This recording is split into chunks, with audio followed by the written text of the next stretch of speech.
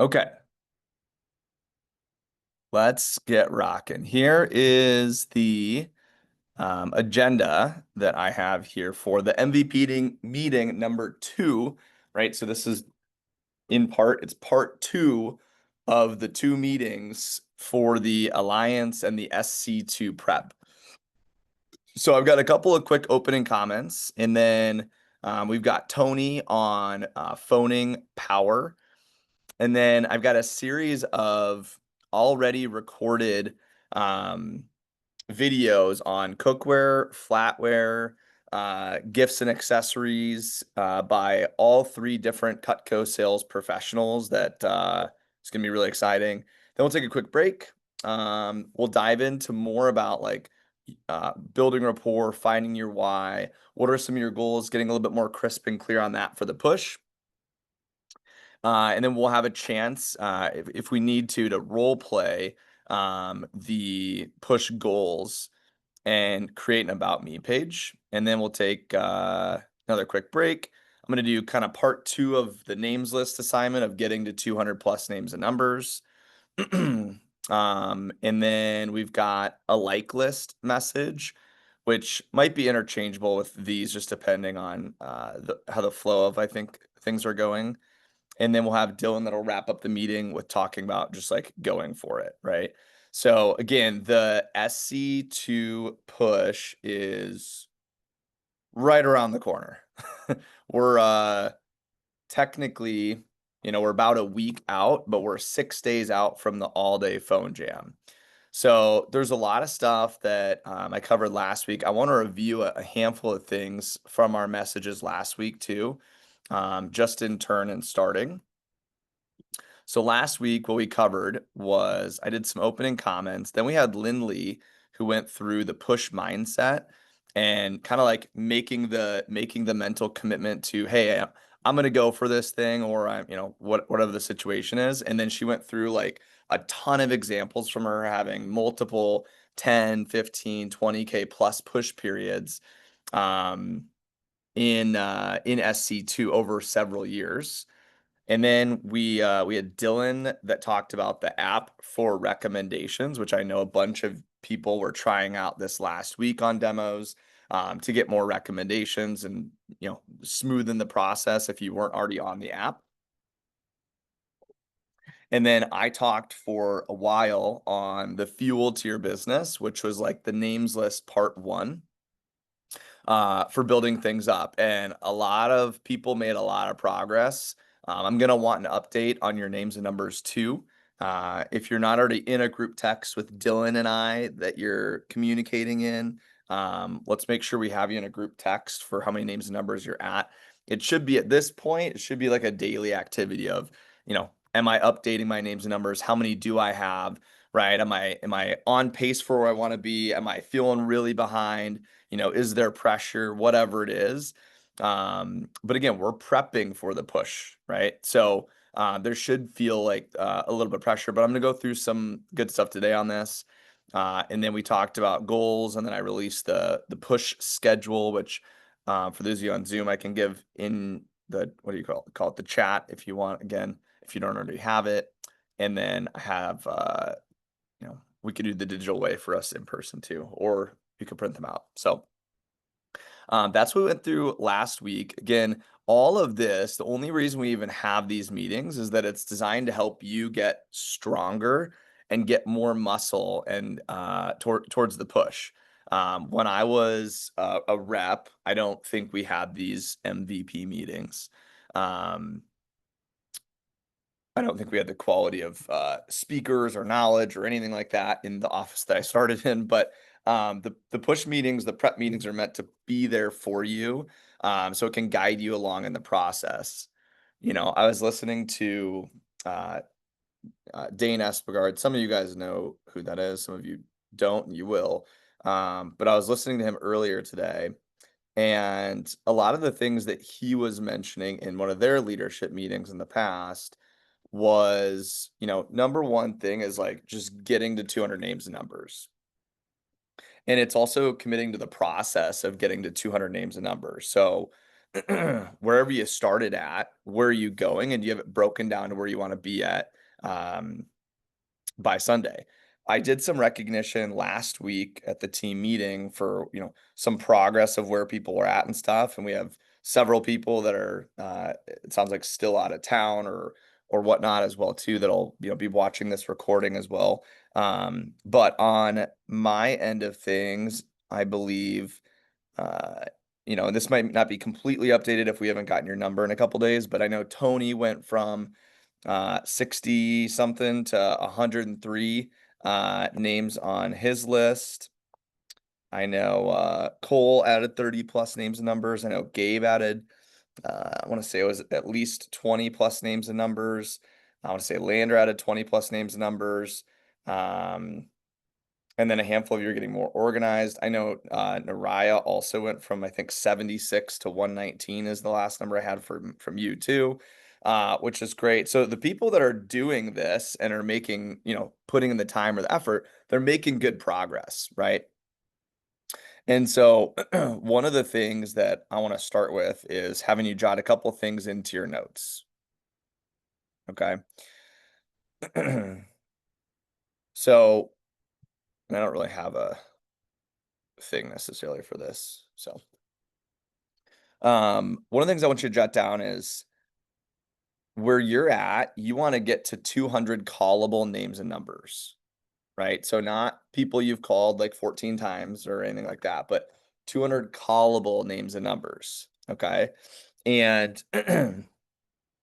we went through, and I'll review this in my message a little bit later, but we went through a lot of different avenues of where people can get the names and numbers from. But a lot of this just has to come down to like, where are you at and what's your why, right? And have you made the commitment, so to speak, right? Um, I was having a PC with I think it was Gabe last week, and we were talking about, and I was like, well, why don't you tell me why you'd want to commit to coming into the office every morning for 2.5 weeks and, doing 4 to 7 to 9 appointments every day and working your tail off, right? And a lot of it has to come down with like, what's the reasoning why? What's your why? And how can we help you get there? Because what I can tell you from running an alliance for 10 plus years is that when you commit and you follow the process, it works out 100% of the time. Just like I share, for those of you that had a big fast start or went for a big fast start number, it was just like, you know, do 40 demos if you want to sell 10,000, right? A handful of people in front of me have done that. It's like, yeah, that's pretty much all I talked to you about, right? So the push is similar to that in a sense where you just got to commit to the names and numbers and then commit to the number of demos. I don't care how much Cutco that you sell. I just care that you put in the work that you signed up for the push, right? Because that's how you grow. That's also where I can point at and say, like, okay, here's what this person did, and then this was their result. Here's what this person did, and then here was their result. But if someone kind of like, puts half effort in, like I can't guarantee you that you're gonna get the result that everyone else is getting, right? And so we spend so much time on these things leading up to it so that you can make it easier for you during the push, right? But I have to be able to say, like, if you do this, this is going to happen, right? It's having the integrity of being a part of the alliance, being a part of the group too. Okay. And so if you haven't had your SC2 push PC part one and or part two yet, let's make sure that you get that with Dylan or I in the next I would say before the team meeting, certainly. Ideally tomorrow, if you haven't yet, and if you had part one, let's make sure that you get part two as well too, because that's really going to help you get where you want to be. The last thing in my opening comments I'll share with you is I do have I'm going to call it a workable agenda for the Alliance, I'm sorry, for the SC2 conference itself. So let me see if I can pull this back up. I have it on my phone, but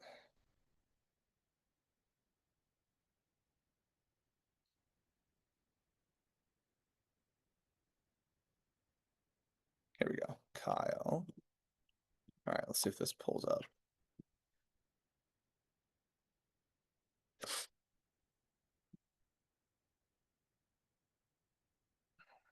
It may not. Let's see, open.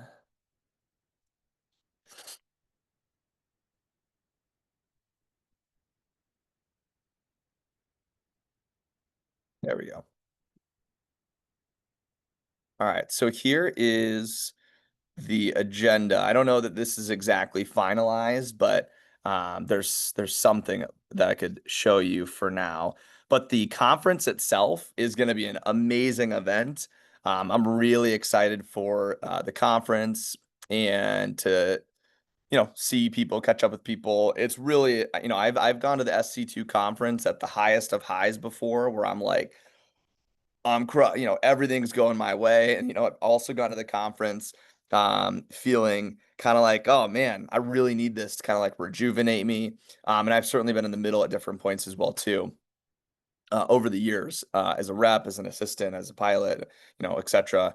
And so this will really juice things up. I'm excited. So we have, for those of you that are managers, we'll have a manager, or I guess this is just to Dylan. We'll have a manager meeting from 12:30 to 1:30 on the 4th.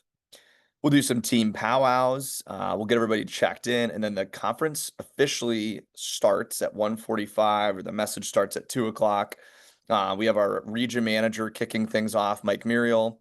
Then we've got Dane Espegard, who is going to speak about your path forward, some Olean stuff, and some advancement opportunity, or some of that sprinkled in there. Then we've got maximizing your experience from Michaela Morell, who's a new district manager. And she ran a great office last summer as a college student, and then decided to open an office up this year after finishing school she just graduated from CU Boulder. Then we'll take a break, and then Danny Lewis is going to do an interview of Cutco skills. Some familiar names maybe on here. Callista, she was a top assistant manager last summer. She broke the record, sold $40,000, Tony, for the push period, and broke the SC2 record. And then Lindley, who you guys all heard actually from last week, who's had multiple big push periods. I'm not 100% sure on the rest of this. Then we have, and I think this is the guy you talked to that had a big fast start. It's $28,000 fast start or something like that. I'm not sure if that's finalized or not. Then we'll have roundtables. So roundtables are when you get to like literally go to someone else's table who's running a specific topic, and go up to them and ask them like, what's up? What are you doing? Like, tell me more about this. I remember going to my first roundtable at my first SC2. There was this girl that sold 26,000 for the push period, and I sold 12,000. And I was like, what did you do? Because it wasn't more demos. And then that's when I started learning how she was closing bigger. And it was mind, blowing to me. Then there'll be a panel on selling at school in the general session. I know not everyone is a student, obviously, but Kale sold over $100,000, as well as Brady did, as full-time college students last year. And then I know Emma and sold quite a bit, and Hanson's won several scholarships as a college student too. And he's like married and has a kid, And then Jacob's going to talk on personal growth. And then Dane is going to do the push awards. So we finished the evening with the push awards, the contest, the rocks, the hearty slicers. There's a lot of clapping and, pretty high energy. And then we wrap things up with some roundtables on day one. Let me see if I have the other day on this clip thing. Here we go. And then day two, we'll have some division breakouts in the morning. General session will start at 9 o'clock. And there's different sections people can go through. So if they're going to be a manager next summer, there's the branch summer walkthrough, prepping to get the most out of the Olean event, coaching people, central region vision. Or there's Cutco specific weapon or weapons, secret weapon, ultimates, just messages in there too. Branch managers there's a spot there, and we have a break. Hanson's talking about basically in the last year what he's done in prepping to open up his office. There's a panel about having an open mind. The Vector Opportunity by Reese. Oh, that's kind of cool. Who's running his first branch office in a really small territory, and he's doing really well. Tarek's going to talk about his some 2026 vision. Dane will wrap things up, and we're out at 3. And then if you're driving or for carpooling, we should be back late, but same day. So it's a very fast boom boom boom event. So I'm excited for that. I don't think I need to show like the push awards and all that again for the several if time, however many that is. One thing I will say in this specifically for today is get on the newsletter if you're not on the newsletter, because there's 500 reasons why you should be on the newsletter, and it's because you can literally win $500 for being on the newsletter, as you saw at the team meeting and as in the group me and all that good stuff as well too. So, and if you have a streak going, if you have a week or 2 weeks or whatever it is, make sure you keep your streak going for K Club as well too, because that's such a cool thing to be able to put on a resume. And it's going to be easy to get the 2 or 3 weeks during the conference to be over $1,000. So for somebody to have the momentum going, keep the momentum going as well too. Here's the contest again. It ends tonight at midnight for a chance to get into $500 drawing. First AM, and then reps that are drawn as well too, and then assistant managers that sell 15 plus for the push. You automatically win Apple AirPod Maxes as well. Okay, so that's what I got. I'm gonna bring up Tony here. Tony's gonna talk about phoning power. Here we go. Phoning power for a few minutes before we dive into our next section of videos here as well too. I think Tony is one of the most consistent phoners. He's not somebody I feel like I ever have to really be like, hey, make sure you push the green button. He's pretty consistent, and I think that shows a lot of leadership as well too in the office. And he's going to give you guys some great tips on phoning just in general, and maybe a little bit of it related specifically to the push too. Do you want to just come up here? Do you have anything? Okay, cool. All right, awesome. Let's just do that, and let's give it up for Tony. Yeah.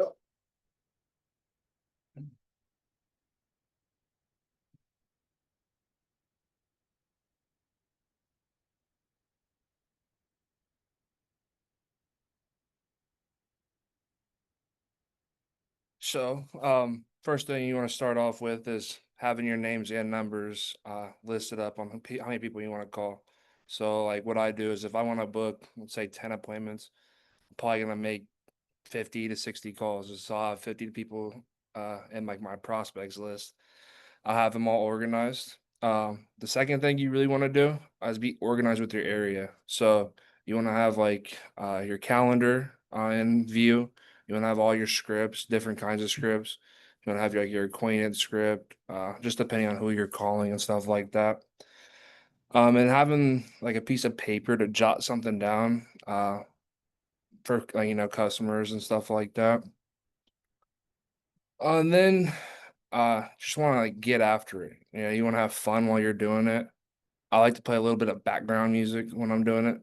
Gives me like in a good mood, I guess. Um, let's see. Oh, and when I normally phone minimum 30 minutes.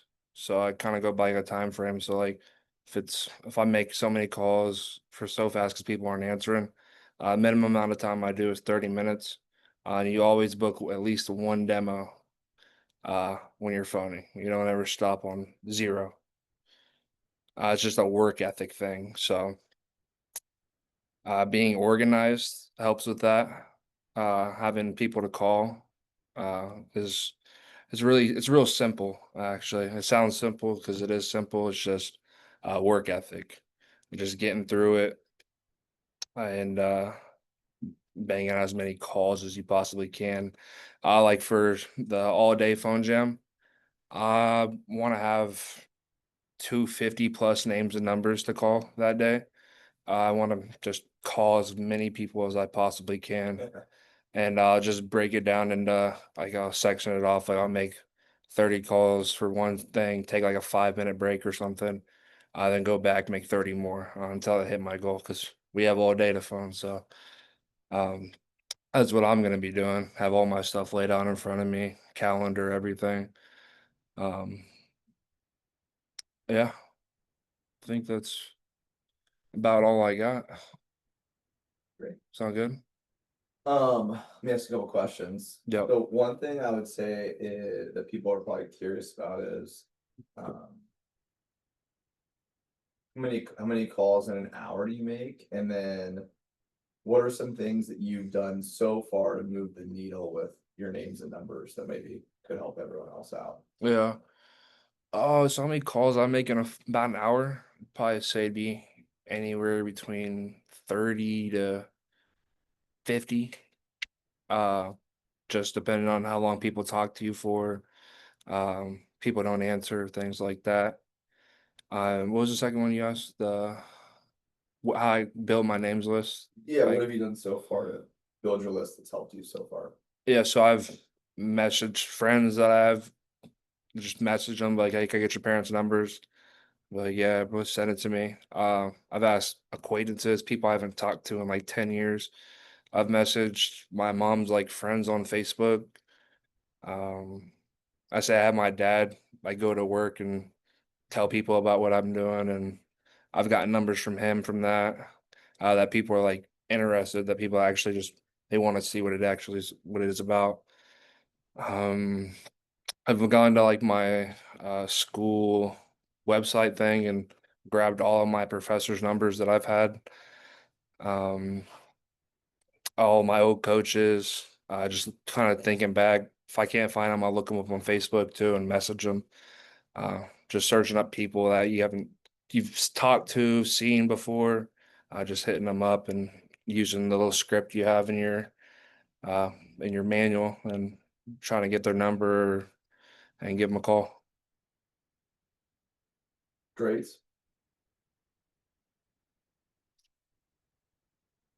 Any other questions? No? Cool. Thank you, Tony.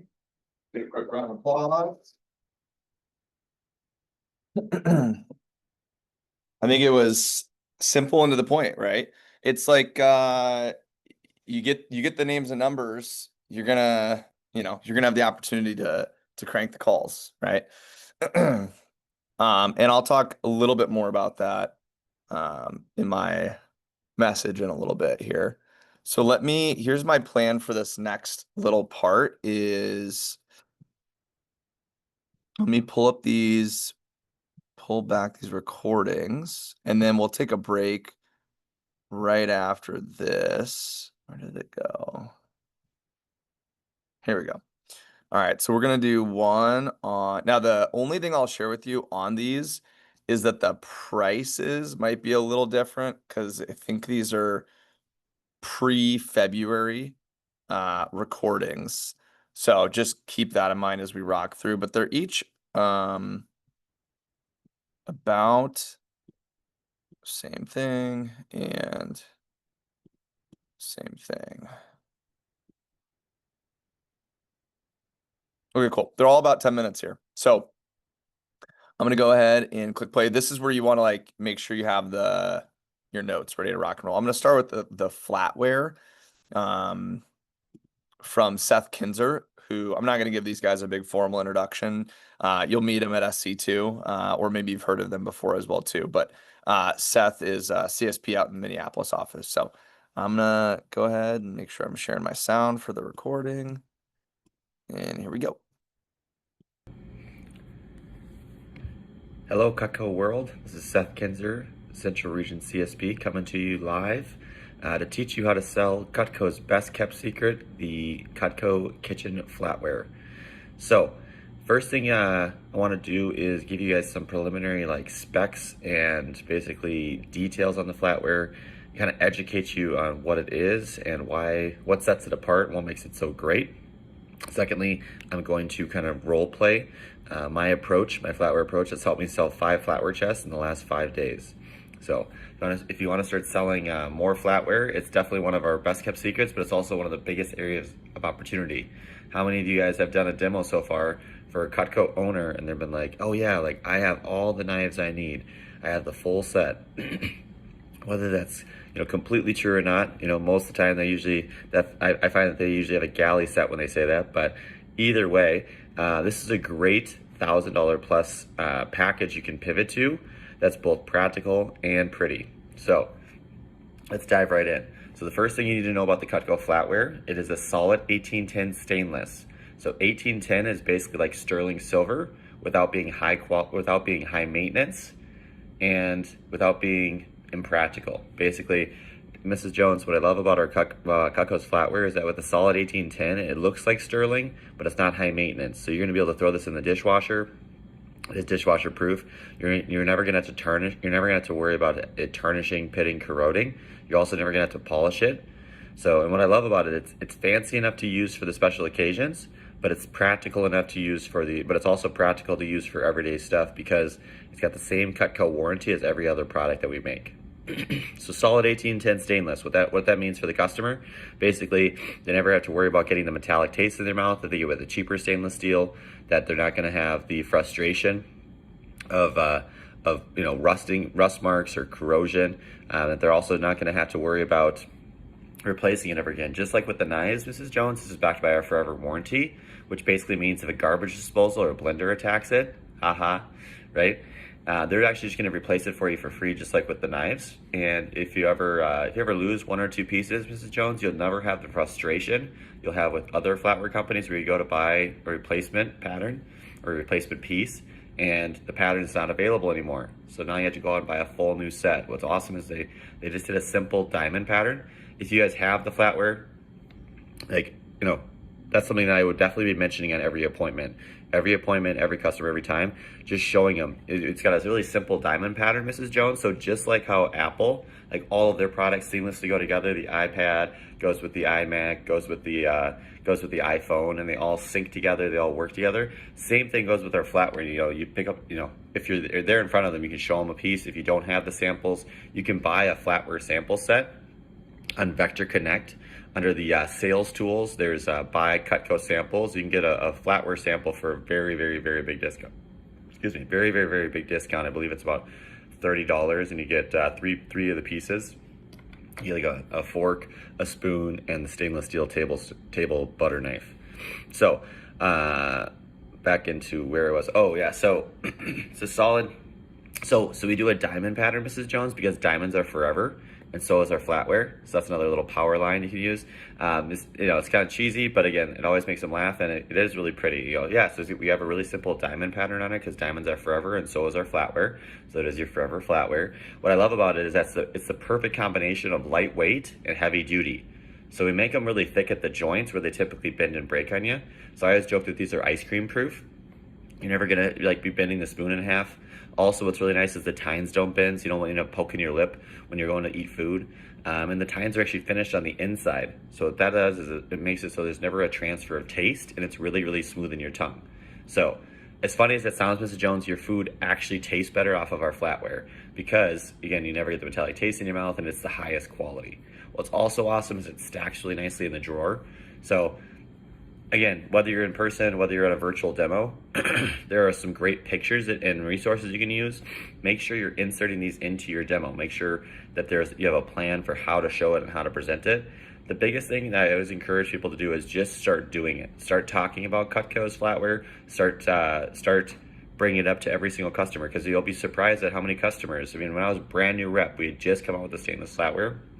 I was at the end of my SC3 push, which I think they've renamed that conference, but it was SC3, and basically the lady who's buying a homemaker set, I show her the flatware. She upserves herself into a flatware chest basically, and that was like the first time I'd ever sold a full chest of flatware. It was basically an accident. It was just because I showed her, oh, by the way, like we also have flatware. She happened to be in the market for new flatware. So what's awesome about Cutco's flatware as a kind of a review, right? The selling points. It's both practical and pretty. It's 18 tin stainless steel. It's got the forever warranty on it. And one of my favorite things is it comes with the butter steak knife. So Mrs. Jones, this one here, basically a steak knife and a butter knife had a baby.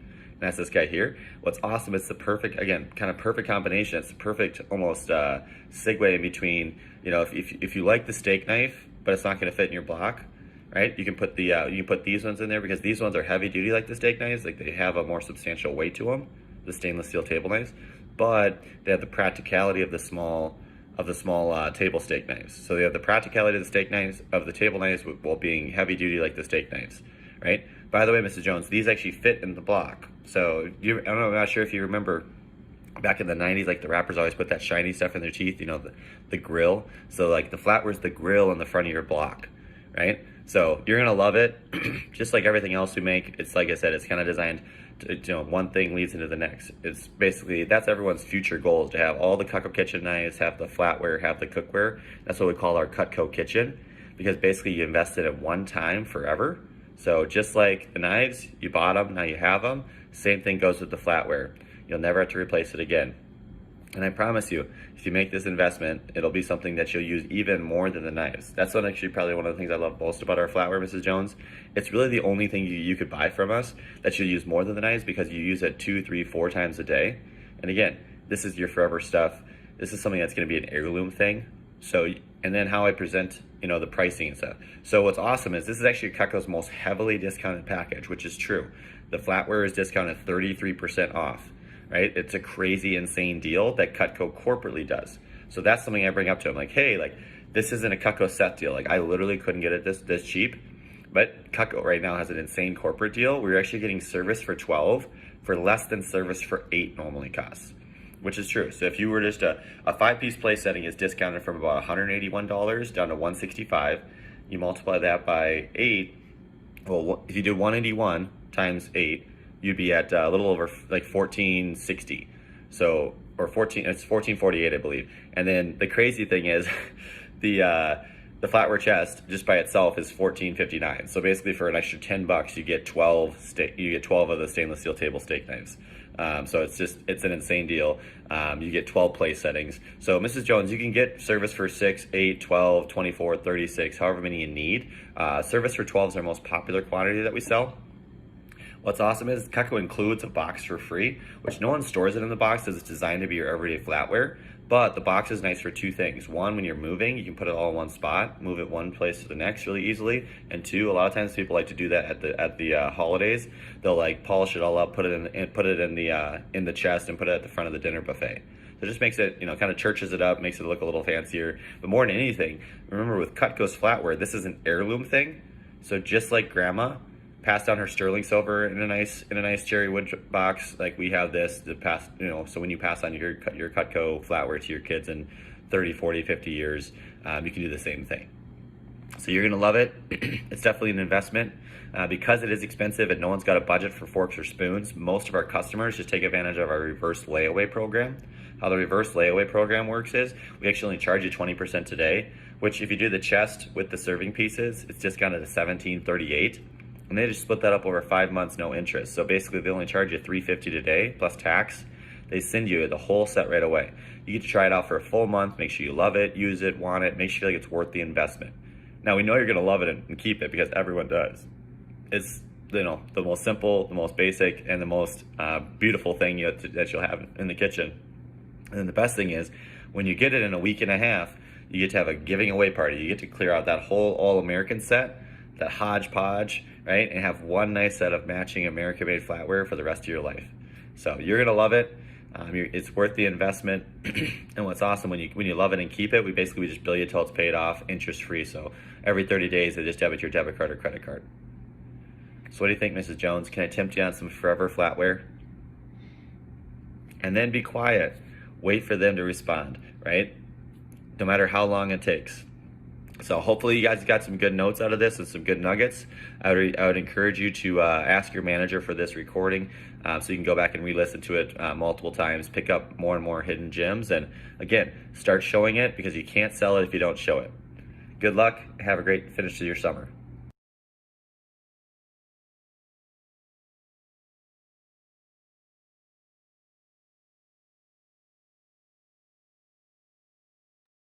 All right, I'm gonna cruise into the next one.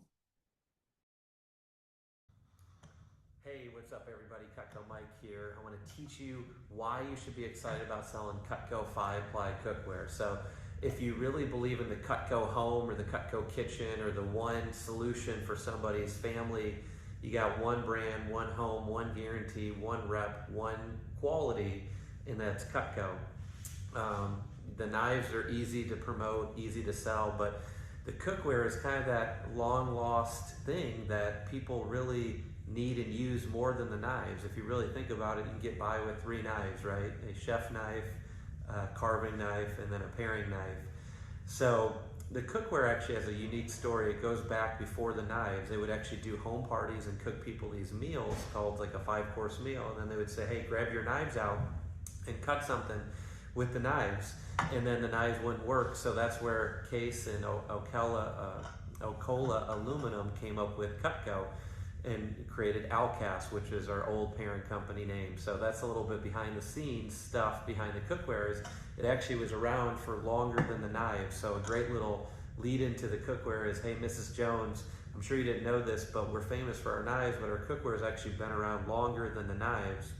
So there was different distributors that would sell cookware, knives, flatware, china, and promote a hope chest, right? So to kind of bring it full circle here to 2021, most people either use nonstick, they use cast iron, they either have stainless and they didn't like stainless. Now they have copper bottoms and so many different things you see out there. So you really want to educate them on the cookware. You want to be more excited about the cookware than the knives, because the knives really, it's simple. It's just cut, slice, and people want it because they know it's going to work. But the cookware is more of teaching them a technology. I like to promote it as you had the old flip phones and now you have an iPhone, right? So when you went from the flip phone to the iPhone, there might have been a little learning curve. Same thing with the cookware. There's a little bit of a learning curve, but I'm going to teach you some of those pointers you want to share with your customers. Is, you know, don't overthink it, don't overcomplicate it, Mrs. Jones. It's ABC, easy to learn, but there's a few little things I want to teach you. So when you promote it, really build up the history, build up, it's been around, you know, over 100+ years, build up it is made in America, build up it's one of the 3 big things that Cutco's company really sell. It's the knives, it's the flatware, and then the cookware. And really teach them on what the 5-ply means. So most cookware, you have one layer which is kind of on the bottom here, and that's where you get these hot spots. You got to constantly stir and flip and mix, and people burn stuff. But with the 5-ply cookware, you actually cook from all the sides. So what's cool about this cookware is there's 5 layers of metal, right? So the aluminum, if I can find it here, actually right here. So if you look here, you have 3 layers of aluminum, and then you have your best stainless steel on the outside and in the inside. So if you remember anything from science fair, aluminum and copper are typically your best heat conductors. So the Cutco has the 3 aluminum on the inside, and then the stainless on the outsides, which give you that strength and that durability. So you can literally use metal on metal with these pieces of cookware. So what's the benefit for your customers? One is when it cooks from all sides, you're cooking in less amount of time. So it actually conducts the heat evenly through the whole pan. So you can actually use medium heat, and you don't need high heat.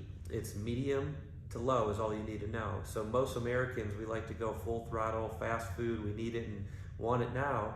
But with this cookware, it's low to medium heat because it's distributing the heat temperature evenly through the whole pan, the walls, the lid, and then through the bottom. The other selling point is most people cook with too much water or too much butter or oil. So for example, with your vegetables, if you load this up with vegetables, all you're gonna need is about a 1/2 cup of water, Or you can take frozen vegetables and put them in here and put the lid on there, and it will cook with all the moisture and the nutrients of the vegetable or the fruit. So most people don't realize this is when you boil your vegetables, like what you get at the cafeteria, at the hospital, it's basically drowned it in the water, so all the nutrients are poured away when you pour out the water.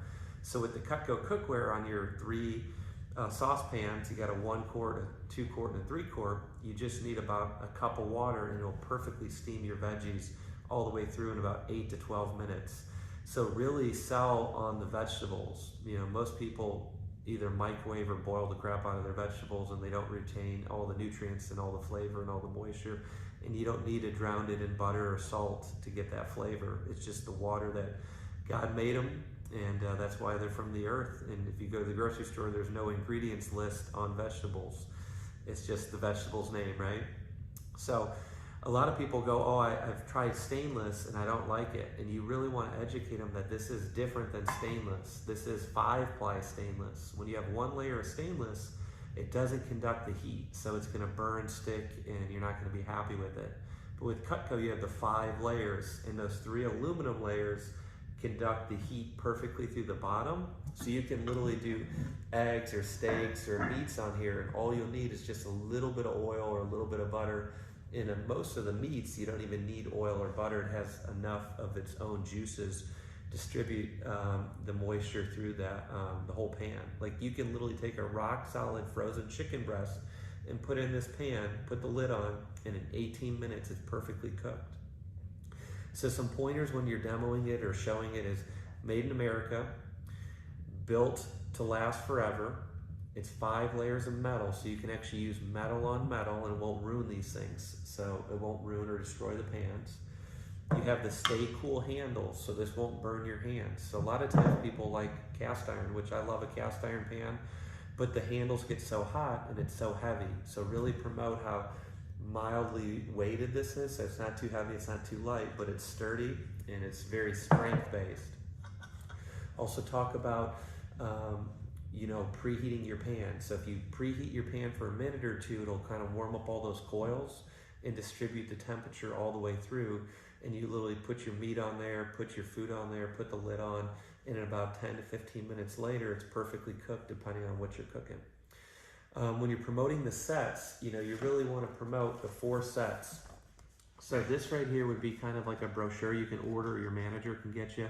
Or if you go online, this is called the Accomplished set. So you have 3 fry pans, an 8, a 10, and a 12 inch. Or I call them searing pans. Or if you're going to do eggs, you want to make sure you tell them that they need some butter or oil because there's no coating on these pans.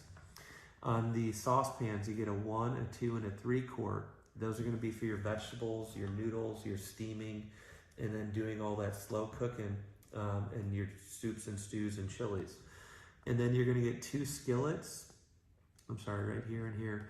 And those are going to be your 9 and your 11 inch skillets. That's going to be for your hamburgers, your steaks, your stir fries, basically cooking all your stuff with the high walls. So this right here is the 11 inch skillet. You can do almost everything in this little pan. So if you're just going to sell 1 pan, get them started on the skillet. That's what I call is your gateway piece to all the others. And then you get a steamer and a double boiler, and then a 6 3 quart with a high dome. So that's where you can actually put 12 to 15 ears of corn in there and steam it with 1 cup of water. And then the legacy set would be if you actually wanted to sell them everything. It's not online, you have to tell them about it.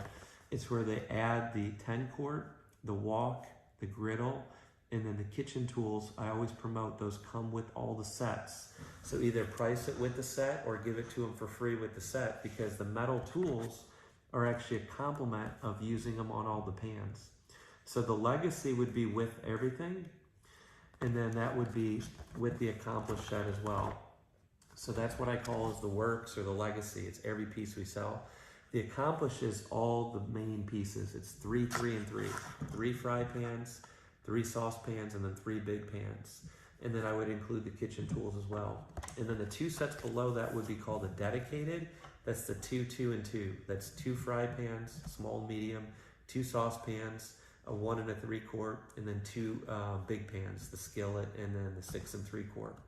And then the basic set would be the aspiring, which is one of each. So you get one fry pan, one saucepan, one skillet, and one big pan. So when you're pricing the cookware, I always show them one knife. So pretend this is a knife and say, hey, this is about $100 per knife. And then see how much more metal is put into our cookware. So really framing that it's based off of the price of the metal. So that's why these pans are, you know, $200 to $600 for a piece of cookware. Always promote the package deal. So Cutco actually bundles everything together.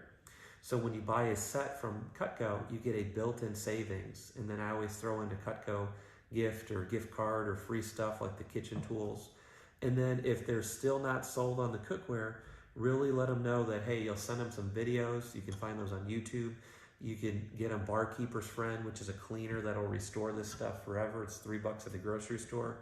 And then really promote that you can clean it with just pouring water on there and scraping it with metal tools. But if you're a rep that loves selling Cutco, this is just a compliment to the whole Cutco collection. And then if your customers still just want a non-stick pan, we do offer 3 non-stick pans that are 5 layers of metal. Same technology, but the top layer would be the non-stick coating, which you can find those on the website as well. So happy selling. Get yourself a little brochure. Always promote it as the Cutco Home and Kitchen, and just promote it. It's really built like a tank. It'll last you forever, and it'll be the last set they'll ever need. Talk to you soon. God bless.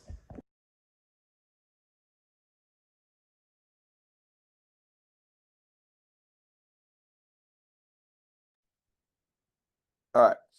Instead of going 3 in a row, let's take a break right now, and then I can get my screen undone.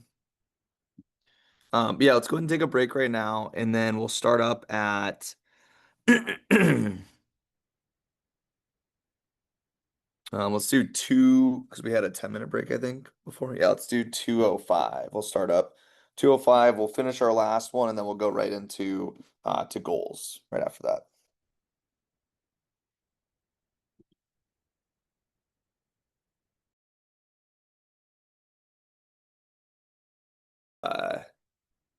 That you put together for your goals that you can share on every single one for the push as well too.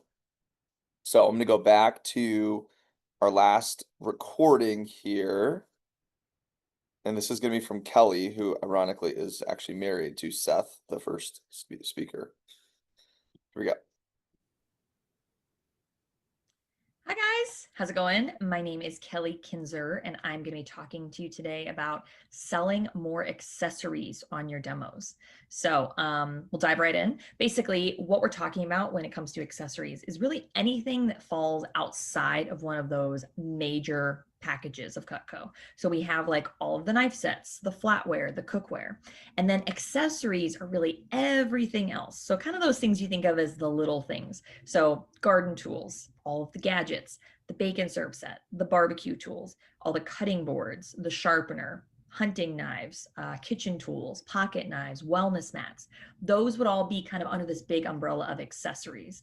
And what's interesting is a lot of people don't think of them as being super important, but what's great is we have so many products and all of them are fantastic. So every customer that you're in front of, there is some accessory we have that's going to fit what they could use. You know, really regardless of what their hobbies are or their cooking style or their cooking level or interest, there are lots of great things in here that people use on a regular basis. So these are really, really valuable. So it's really important to be, number one, well-versed in all of these gadgets and what they do and why they're so great. But number two, to be showing them to every customer every time. That's what's going to make the biggest difference, and that's what's going to help you sell more. So because we have so many gadgets and accessories, and I only have 10 minutes, I'm not going to go through each one, but obviously you guys can get more information. There's lots of great Vector Connect talks out there. You have lots of resources within your office on the specifics of why these gadgets make sense, and why these accessories, I shouldn't say just gadgets, but why these accessories make sense and why they're great to sell. But really what I want to do is just highlight a few things of how you can use these accessories strategically, and some really good mindset tips of kind of how you should be thinking about them and ways that you can sell more of them. Okay. So The first thing is when you're showing these different accessories, when you're showing, hunting knives, wellness mats, garden tools, gadgets, and it is important to show all of these so that people really know. You don't have to go into a long presentation, just letting people know we have them and some reasons why they're great. Okay, it's really going to pique people's interest, and they'll start asking more questions about the things that they're interested in. That's what you focus in on. But one key that's important is when somebody hones in on something and they say, oh yeah, I could really use a new can opener. How much is that can opener? I always answer them. I say, yeah, it's just 61. But would you like to see the set that comes in? Okay, and that's a really important question you can use for anything. Would you like to see the set that comes in? Most people know, guys, that when they're buying a set or a package, they're gonna save more money and probably get more value out of it. So, and that's true with all of our stuff as well. They're gonna get more great things, they're gonna be able to solve more problems, and they're probably gonna save more money by buying a set or package. So, for example, when somebody asks about a can opener, I say, would you like to see the set that comes in? Most CSPs tend to sell something. It's not really an item on the price sheet, but we sell something called a gadget pack. And really all it is the can opener, the ice cream scoop, the pizza cutter, the wine opener, and the peeler. I think that's the other one I forgot. So it's all 5 of our gadgets that we sell together as a set. Okay, and it's $269. It's just the price of each of those gadgets. So we sell it as a set for $269. And so when somebody says, yeah, how much is that can opener? I answer them and then I say, would you like to see the set that comes in? And then the great thing is it opens them up to seeing other items, to seeing other options and things that maybe they don't really know about or maybe they weren't really thinking about yet. Okay, so you can do that on anything. People ask about, well, how much is that trowel? How much are those pruners? Yeah, I'll tell you the price, right? I tell them. And would you like to see the set that comes in? Because instead of getting just the pruners by themselves, just so you know, we have this garden tool set. Oh my gosh, it's great. It's going to solve all your problems in the garden. Comes with a free storage bag so you can keep everything in there. And here are all the pieces that comes in it and why they're great, right? And then I explain and build value in all of them. Same thing with the gadget set.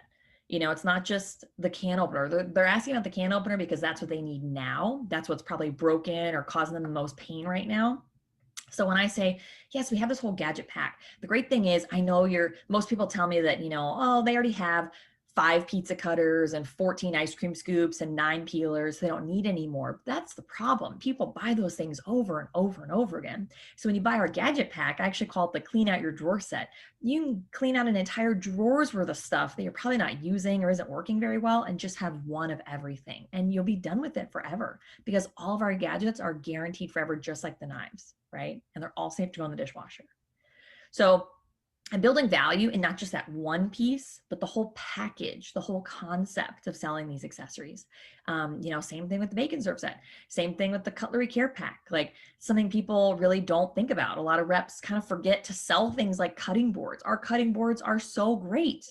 Yeah, we have this pack of 3 of them. It actually comes with a sharpener as well. So you can sharpen up all your straight edge knives really easily, put a nice fresh edge on them anytime. But our cutting boards are great. They're polypropylene, they're non-porous, they won't absorb any moisture or bacteria. They're all safe to go in the dishwasher. They have rubber feet, so they won't slide around on your countertop. They have a juice groove, so if you have raw chicken or tomatoes, that juice won't get all over your counter.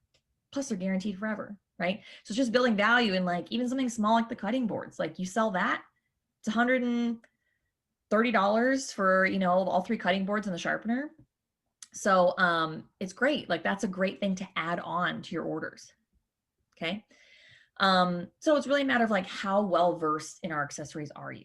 Do you know just about them, or can you sell customers on why they need them, why ours are better than anything they've tried before, and how it's going to make their lives easier? That's really important to know.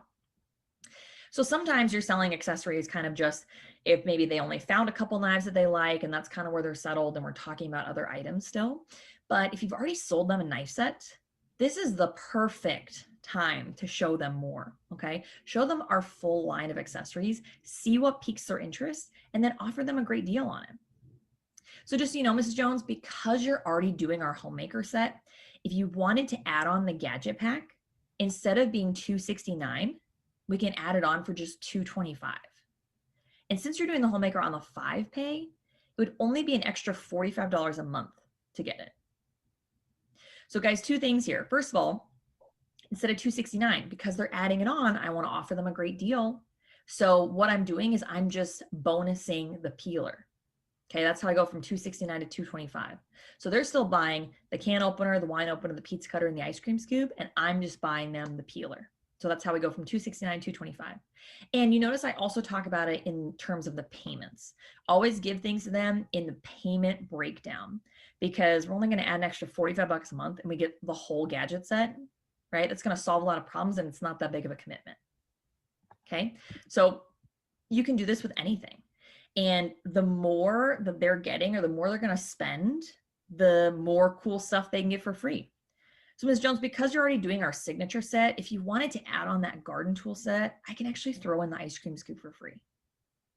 Ms. Jones, because you're doing our ultimate set, if you wanted to add on those barbecue tools, the kitchen tools, and the K-bar you were looking at, I can actually throw in that bacon serve set for free. Okay, so you notice kind of the trend here, guys. Because you're already doing this, if you wanted to do this, I can do this. And it's very light, just so you know, no pressure, right? But it's just giving them information.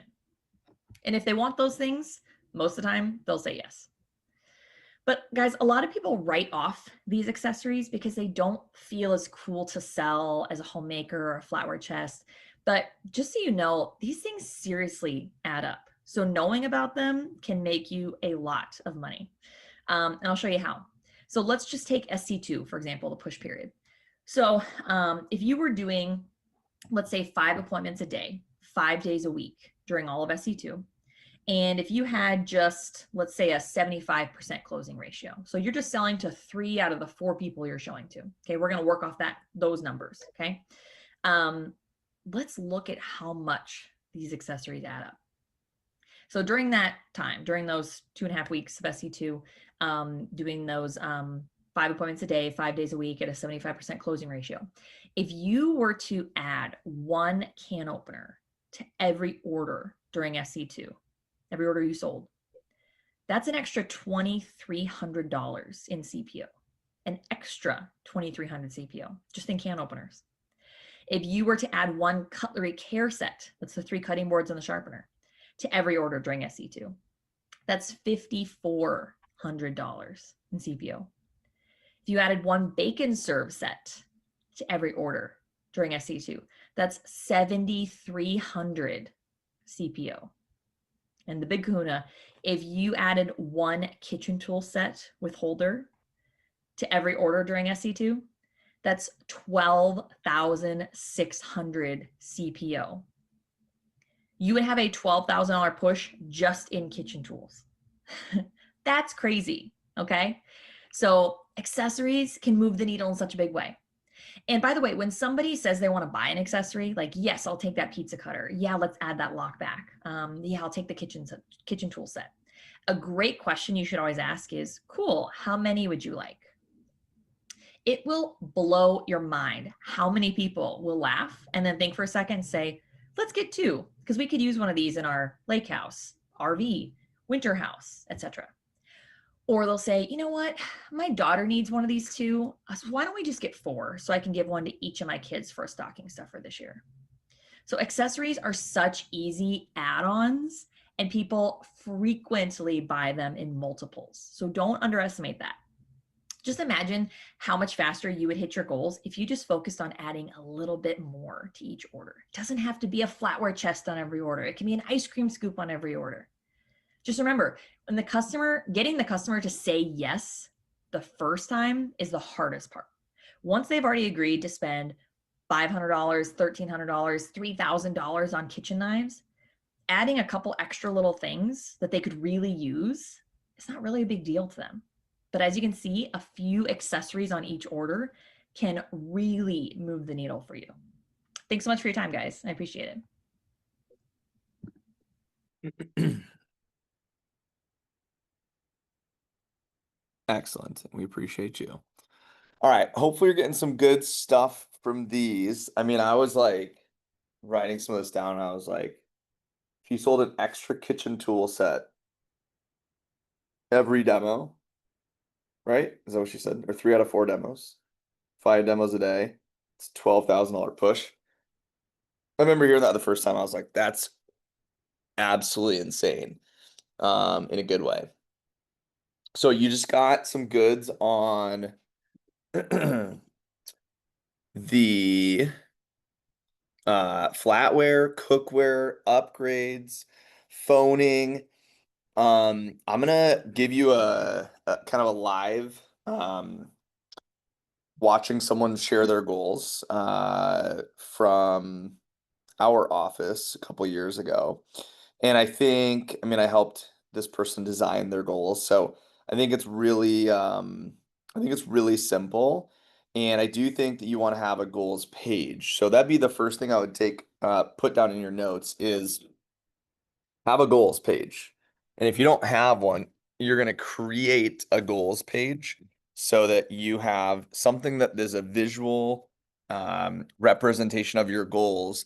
Last week, I gave you simple tips on like, hey, make sure that you have a number that you're shooting for demos, and make sure you have a CPO number and maybe like a competition number.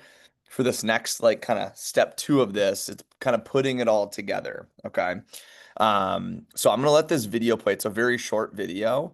And then while the video is playing, I want you to start thinking about, what's my goal for one. And then when I break it down, in terms of what are the things that matter the most to me, because it's going to be different for everyone. Okay. And I remember having a bunch of reasons why I was going for something, just like when you went through training the first time. We broke it down and said, here's all of the, things that you could take away from training and implement them at the beginning of your demo to say, this is my goal. And, here's the couple reasons why. I never did a slide per se, but I always had a goals page where it was like, here's all the cool things that matter to me. Right. And it was like, you know, save XYZ amount of income. It was, invest this. It was, beat this person for competition. It was, add 400 recommendations. It was, get over 20 recommendations on a demo. It was like, there was a lot of things that I would share that I just listed out on my goals page that I was able to tie my customers into a little bit more. This one is the one you saw in training that has like, maybe it's confidence, maybe it's communication, maybe it's your sales skills, maybe it's um, getting it going to Olean, maybe it's time management skills, right? Like all these kind of ideas could relate to whatever it is that means most to you. But for the push, you want to have this put together, and you have days to, to do it, but you want to take a good action step on it today if you don't already have something. And then I asked Dylan to come up and show what he uses on his demos as well too. But I think this is a good starting point just to watch this quick video, like live video. This was from a team meeting just on how Jack shared his goals during his push period for SC2. So here we go. Okay, so I think the biggest thing with Mrs. Jones is sharing her your goals, like pretty much. That's what's going to buy her into you, right? You have to show interest into Mrs. Jones. That's what the whole point of building 10 minutes of rapport is, at least. And that's also tying you into your goals. So what I would recommend is making like a little PowerPoint about yourself. For me, I'm talking to people that I've known for a long time. And also someone I sold today was one of my girlfriends from college, her mom, who I've never met before in my life. She bought $600 like list. So I'm doing stuff that ranges from people that know me, who I am as a person. I'm diving them into that. So I start by saying, hey, Mrs. Jones, as you know, I graduated from Carlinville High School. I was really involved with football and basketball there, and kind of talk about my activities that I was involved in, and really what high school meant to me, how, 2020 when I graduated, and as you know, that's the year COVID spiked, right? So my graduation was really weird. I had a situation where my graduation was for 90 seconds. I graduated in a class of 80 people, and pretty much we all had 3-minute time slots to go. What we did, our parents dropped us off. We walked over, I grabbed my diploma off the table, got a picture, waved to my principal, walked over in front of the school, took another picture, got in my car, and that was my graduation, right?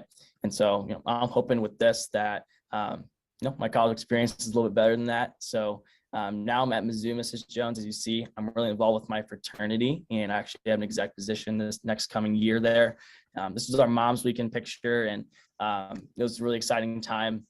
Also involved with our intramural football team, picture down here, and love Mizzou athletics. We're pretty bad, but it was really cool. Last year, Auburn was the #1 team in basketball, and I went to that game, and we lost on the last second buzzer beater.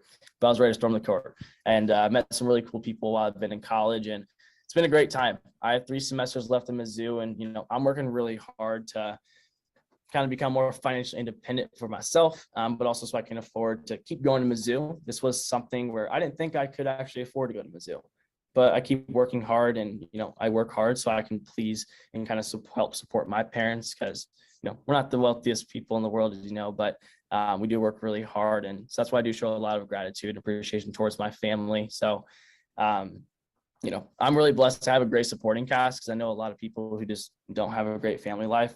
I do, and I'm really blessed behind that. And they're the reason that, I am the man I am right now. And, nothing that they haven't done that's not going to help me. Like, they're just everything to me. So this is my brother, Charlie. He's my younger brother, just graduated high school, and he's actually going to Mizzou. And I'm really excited for him to come with me, and got to put him under my wing a little bit and help be a great older brother to him. He's my mom. She's like my best friend and best human I know, and she's everything to me. And she's just a great role model for work ethic and just how someone should love her family and love people around her. This is my dad. I get a lot of my charm from my dad. So he's great. It's us watching a football game together, and that's my family as a whole at Easter. So without their support, I really couldn't be where I'm at today. And as a matter of fact, I'm not in Carlinville anymore. I'm not in Mizzou, and I'm actually in Kansas City, which is pretty fun. So I don't know if you remember me in high school, Mrs. Jones, but I was a twig. I was about 140 pounds, sitting about 190 now. So getting a little big. I've been putting in the work, so it's a lot of fun. So that's a little progress picture for me.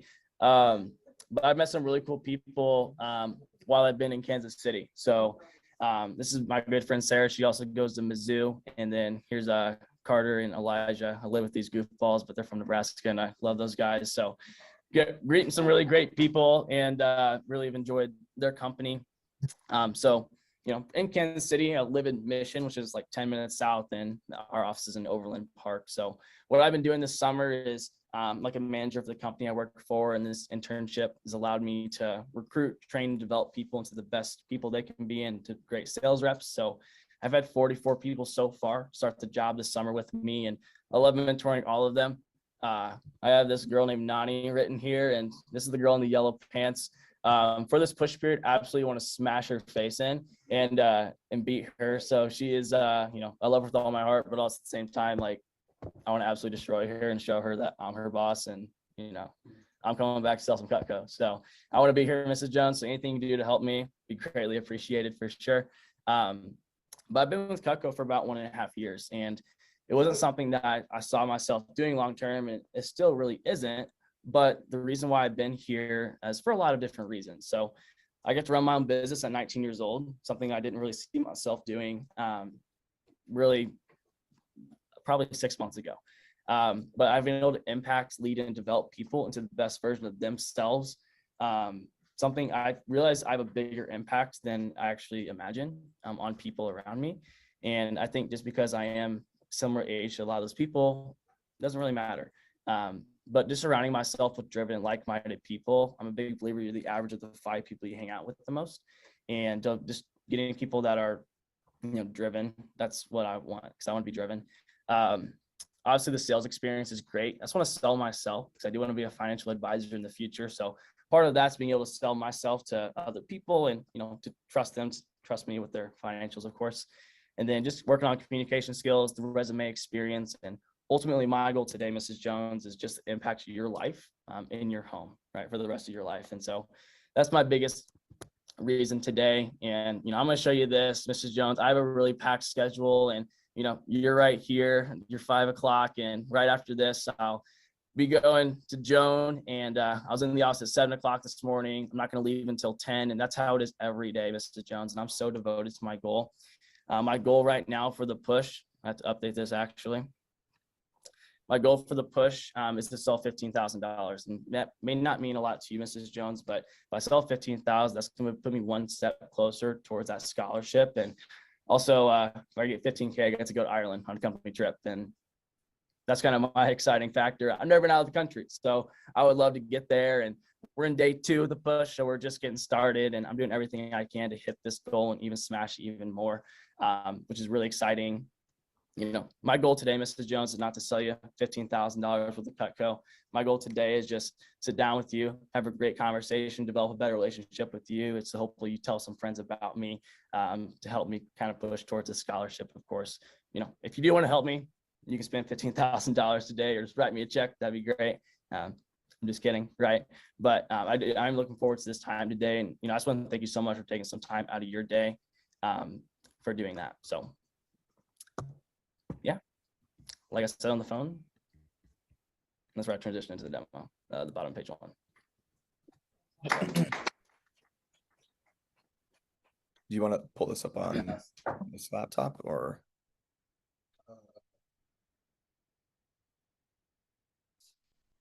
Or you can just hop in on Zoom. Okay, so hopefully that you know, I think Jax is it's a little I don't even want to say lengthy, but like because it was under 8 minutes long, but he covers a lot of stuff, right? And he talks quite a bit about him and his goals and all that. So I think what's really smart is that you have something that you're using on your demos that's all about you. I also used to ask my customers to share more about themselves with me too. So before I used to ask, can I share my goals with you? I would ask them, hey, do you mind if I ask you, what are some of your goals? And then it would kind of like, you know, challenge them a little bit more to share what their goals were. All right, so I wanted to have Dylan share this really quickly. And then this is gonna be like a hey, you know, get this done thing, right? Like I can't make you do anything, obviously. I can just prepare you as much as possible. So this is one of those things where like I would try to get this done by the team meeting on Wednesday. If you don't already have this goals section specifically finished up. So I wanted to touch on that for starters.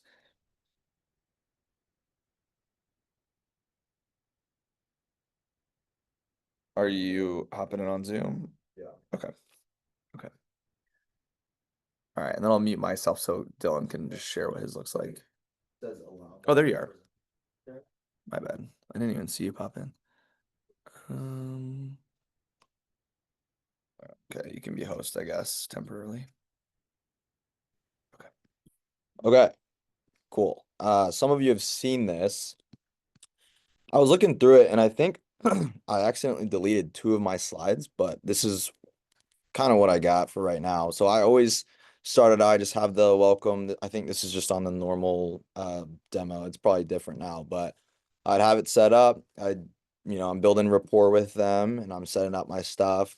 And then I transition into telling them where I'm from, who I am, right? Because a lot of at this point, when I was selling, a lot of these people didn't know me too well. So I'd spend a lot of time telling them about me, just throwing some visuals, some pictures, right? Tell them I play all the sports, where I went to school, tell them, about my family and everything, just like Jack did. And then, I'd tell them when I started the job, kind of how I heard about it and stuff. I'm working with friends as well, all that. And then I would tell them how it's going. And I'd spend a lot of time on telling them how it is going. I'd show them the thermometer and everything. I had a picture of Cabo down here. I don't know where it is, but just show them a lot of visuals so they have something to look at. And then there's like, oh yeah, this guy's really loving it. And I am. So I was just really passionate on this slide. And then this was really, I think, my most important slide in the beginning was just the goals. This literally took me like, I don't even know, 10 minutes to make because I already knew my goal. I just had to put it in the slide. So I showed them my spring goal because this was like the spring. I put in there that I wanted to meet 100 people, had a little thermometer there on how many I've met. And then I had my sales goal and where I currently am at. Probably should have just made a thermometer for that, but I don't know why I didn't. And then I just had my why. I would spend a lot of time on the why section and I would just tell them why, I'm working hard, why I'm even doing it in general. I was closer to getting events and service call trained, pay off school and everything like that, business and coaching goals. And then I always told them that I wanted to give back to my parents and be able to um provide, back for them. I had a slide with my family and everything kind of similar to what Jack had. I don't know where I went, but I would spend a lot of time telling them about my family and um, why I'm working so hard. And then at the bottom, I've put a list of every, new person I've gotten to meet, and I highlighted their name in yellow if they purchased over $1,000 of Cutco. And then just like left it if they purchased something. And that's kind of like an intro to social proof in my demo before I even get into anything. Um, so I'd spend a lot of time on this goals slideshow part, and then I'd go into this, and then I put the sponsors on this sheet too, everybody who became a sponsor with me at the bottom. And then if they asked about it, I would just tell them what it meant. But I just usually told them I'd tell them about it later. And then I'd go into the demo. What is Cutco? So I would spend probably, oof, I don't know. It was probably similar to Jack, like 10 minutes going through these at the beginning. But that's kind of what mine looks like. Like I said, I had a couple slides that were deleted, but um I would really go through and just add a lot of pictures and visuals and especially like the goals. Like the thermometer is huge. Just make sure you have your goals on the slide so they can actually see it and see how close you are. But that's my demo. Haven't clicked through those in a minute. Any questions? Anybody?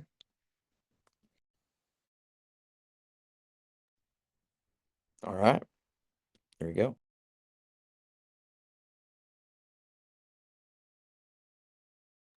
All right. Cool. Thanks for adding a little bit of extra value there. And again, I think it could be one slide. But it just should be something where you've got thermometer, you've got the number of demos you're going for, and maybe something a little bit more about you as well too. So that is kind of all I had for finding your why, your goals, building rapport, etc. Again, I think that your goals should be 10 minutes or so at the beginning. I mean, it could be 5, but I think you want it between goals, building rapport before you really get into the demo. You probably want to be spending a good, 10, 15, maybe even 20 minutes with each person, getting ready to rock and roll. So just take that into account with how you're spacing stuff out in your schedule. Before I move into this next one, just as a quick reminder, here is the calendar for the alliance, for the push, right?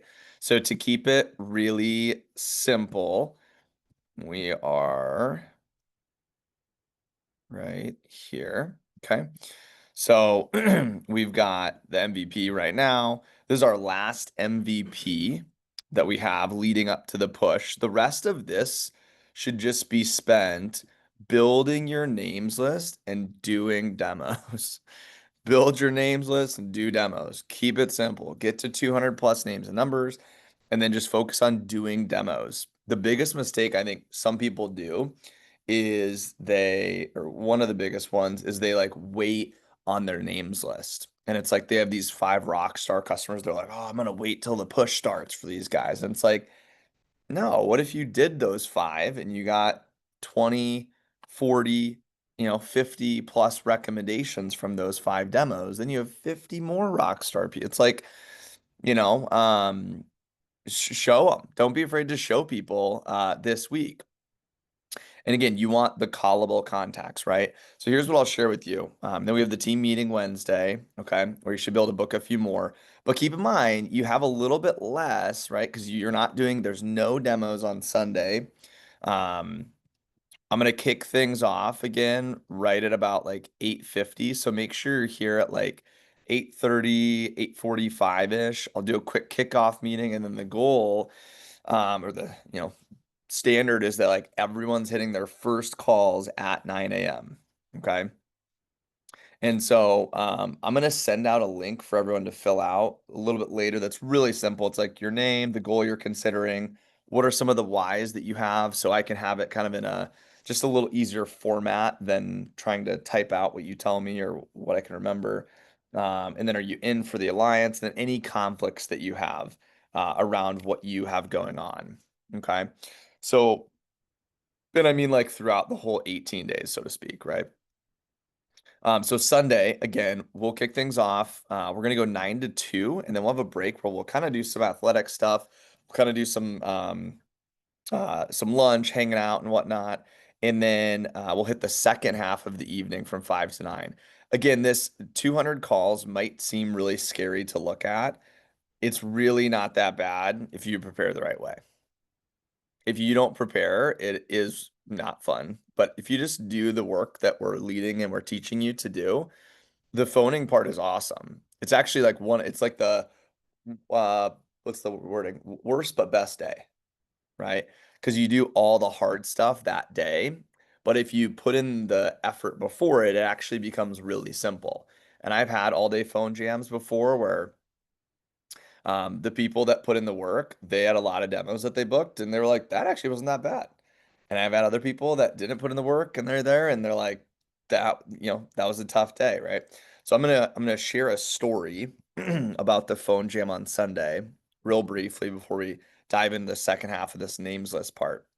So there's this kid named, well, young adult, right? Named Wes Erickson. And Wes came to the all-day phone jam, right? He was on both of the MVP meetings leading up to it.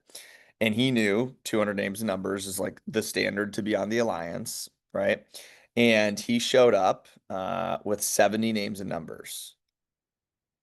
So, and this is a few years ago. So we didn't have the app that like tracks everything, So it's a little looser on like how many do you actually have. It was kind of like the honor system, right? And so he came in with 70 names and numbers. He called them all before before the break, right? Because how long does it take to make 70 calls? Not that long, right? Tony said, maybe 2 hours. Yeah, maybe it's 3 hours or what, but like he was done with them before lunch, right? So, and then he had 50 left on his list after lunch. So he got, a couple yeses, right? He got a couple maybe no's or I'm out of towns or whatever, but he booked a few. And so, after lunch, or once he ate lunch, he had like the next couple hours. There was only 40 people on his names list at that point when we did the break and stuff like that. And then this isn't my rep, but he had a tough conversation with his manager about like, I think I'm gonna go home. Because his manager was like, call through them again. Because, the assignment was to have 200 names numbers. You're gonna make 200 calls either way. And so his manager said, if you want to be on the alliance, you got to see the alliance through the whole way because everyone has to have the same integrity of the group to see things through. He's like, you can leave, but you won't be on the alliance because I got to be able to promise and deliver that if you do this, this is what's going to happen. And so your options are you can leave or you can really kind of grind and grit this thing out. And, he was like, I'll try to help you a little bit more with your list, even though you didn't do the work leading up to it. And, he made the decision to stay and he made the rest of his calls. And his manager helped him build up his list a little bit more to, book up some extra ones that I'm going to show you how to do here in a few minutes. And so, at the end of the night, I think it was a challenging day, but he was really happy that he stuck through it. And then at the end of the push, he ended up hitting his goal of 10,000 or something, whatever it was that year. And he thought back to that one moment where he almost gave up because he just wasn't putting in the effort of the work. right? You have the ability right now where it's not Sunday at noon, okay? And you have 6 full days ahead of you to get to where you want to be. And so that's why we're spending so much time on this. We're talking about this so much because you do the work now, it's so much easier. And it's so much, there's so much more relief. You have everything backed up for yourself as well, too. Okay. So I'm going to start this next little section with getting to 200. What I would like for you to do, if you can, real quick, is text me where you're at right now, or if you want to put an update in the text with Dylan and I, if we're in a group text together. Send us what you're at right now, if you don't mind, real quick. I'm going to ask everyone today, anyways, that watches the recording, or that couldn't be here. But I want to know where you're at right now. And one of the things with the push after the all-day phone day that you just have to understand is it's kind of like a fast start a little bit, right? You're a lot of times we'll call it a 12.5K push doesn't look, it's not like you sell, $700 every day, right? It's like your first week you might sell 3 grand. And then week 2 you might sell 6 grand. And then the last like 3-4 days you sell like 3 or 4,000. And like that's kind of what a 12.5K push feels like. So the Sunday is going to really help you lift things off. Okay.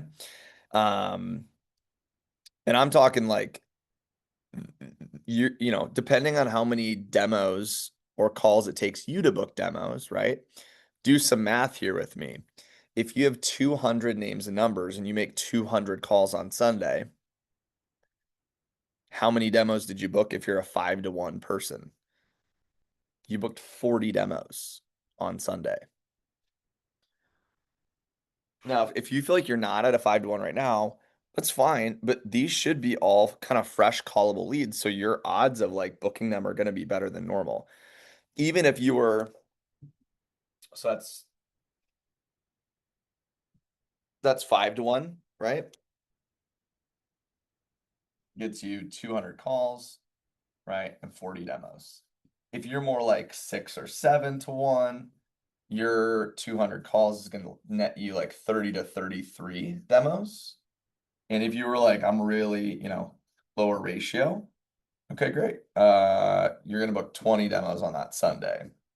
So it really has to do with the names and numbers, and then it's just the execution of them after that, right? What you also have to remember is like you're gonna get better as the push goes on, right? At the beginning, you're getting the kinks out. You did your biggest call day you've ever probably done before. It's just like your fast start. Your fast start, you're way better the second weekend than the first weekend if you do it the right way, if you have the demos booked up. But at that point, you're used to coming in for the alliance meetings early, right? You're used to your second all day phone jam is not, you're not like this big thing. You're just like, all right, let's go. Right. There's also not a division meeting on the second Monday. So that's a huge demo day where you can get a bunch booked up. And then by the third one, you're like, this is just routine. And then you have your last 4 or 5 days to really kind of like, push things towards the end as well too. So even if you only booked, 15 demos on the all day phone day or whatever, as long as you're consistent with calling after the morning alliance meeting, which will be really, really well prepared and put together for you. I take a lot of pride in those. There'll be a different feel in the office. It's going to get you where you need to be. Jack Ryan, he booked 103 demos, he did 103 demos a couple years ago for the push, and he only booked like 15 or 20 on the all day phone day on Sunday. He was just consistent with booking them in the mornings and then kind of throughout the day in between his demos and stuff like that. So again, you have that whole schedule. The last day is Friday. I believe it ends at midnight on Friday. And then some of you will earn Top Golf on Saturday to hang out for a few hours, completely non-Cutco. Some of you will learn intro to TLA or leadership stuff. Pretty much everybody in the alliance gets the invite to this. It's a one-on-one thing. And then we go to SC2 on Monday, Tuesday. And again, we're back late Tuesday night, essentially. And then you have the rest of this in there if you need it. Okay. So let's start with the first thing. What number did you write down would be the first thing I would share with you. So how many demos are you planning on booking on that Sunday? based on what you think your ratio is. That's the very first thing that I would do. And then take that number and double it. So if you wrote 30, put 60. If you wrote 40, maybe it's 80, right? If you wrote 20, it's 40. That's likely around the number that you'll hit for the push. Between reschedules, ads in the morning and stuff like that. And maybe there's one extra day this year than there has been in the past. So maybe it's not quite exactly double that. But take that number. So I'm actually going to do this live, for example. Okay. So let's just say that your closing ratio is 65%. Okay. So it's about average. And let's say your average order is $400. Okay.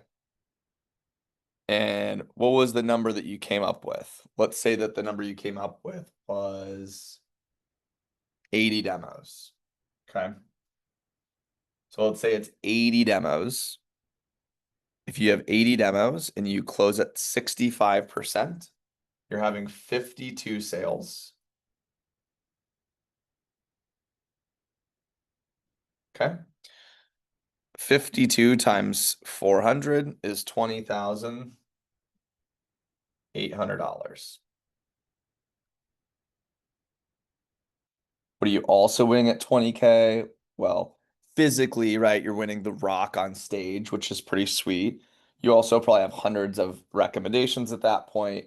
You also, do your math. If you were brand new at the job and you were at $0 in sales starting the push period, this would be what, 5,000? What are you at? 35% at that point? Yeah.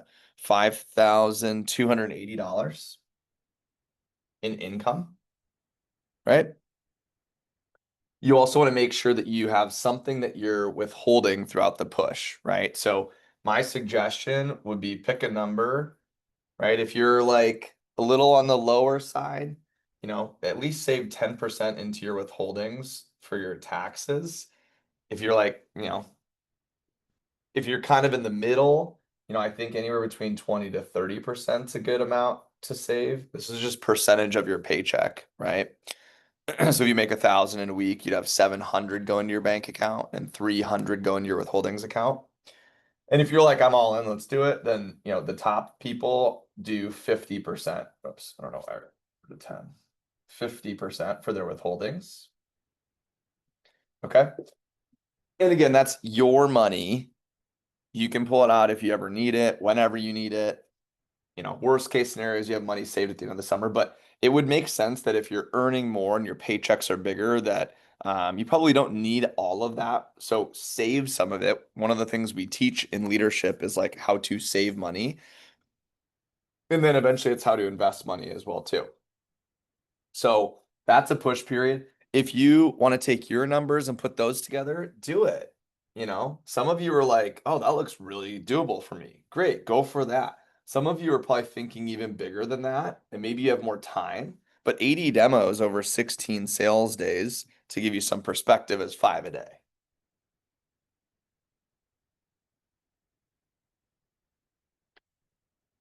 So this isn't even someone that's doing like 6, 7, 8, 9 average. This is 5 a day, right? So some of your numbers will be bigger, and then some of you maybe don't have the confidence with some of the averages or whatnot. Maybe it's a little bit smaller, and that's fine.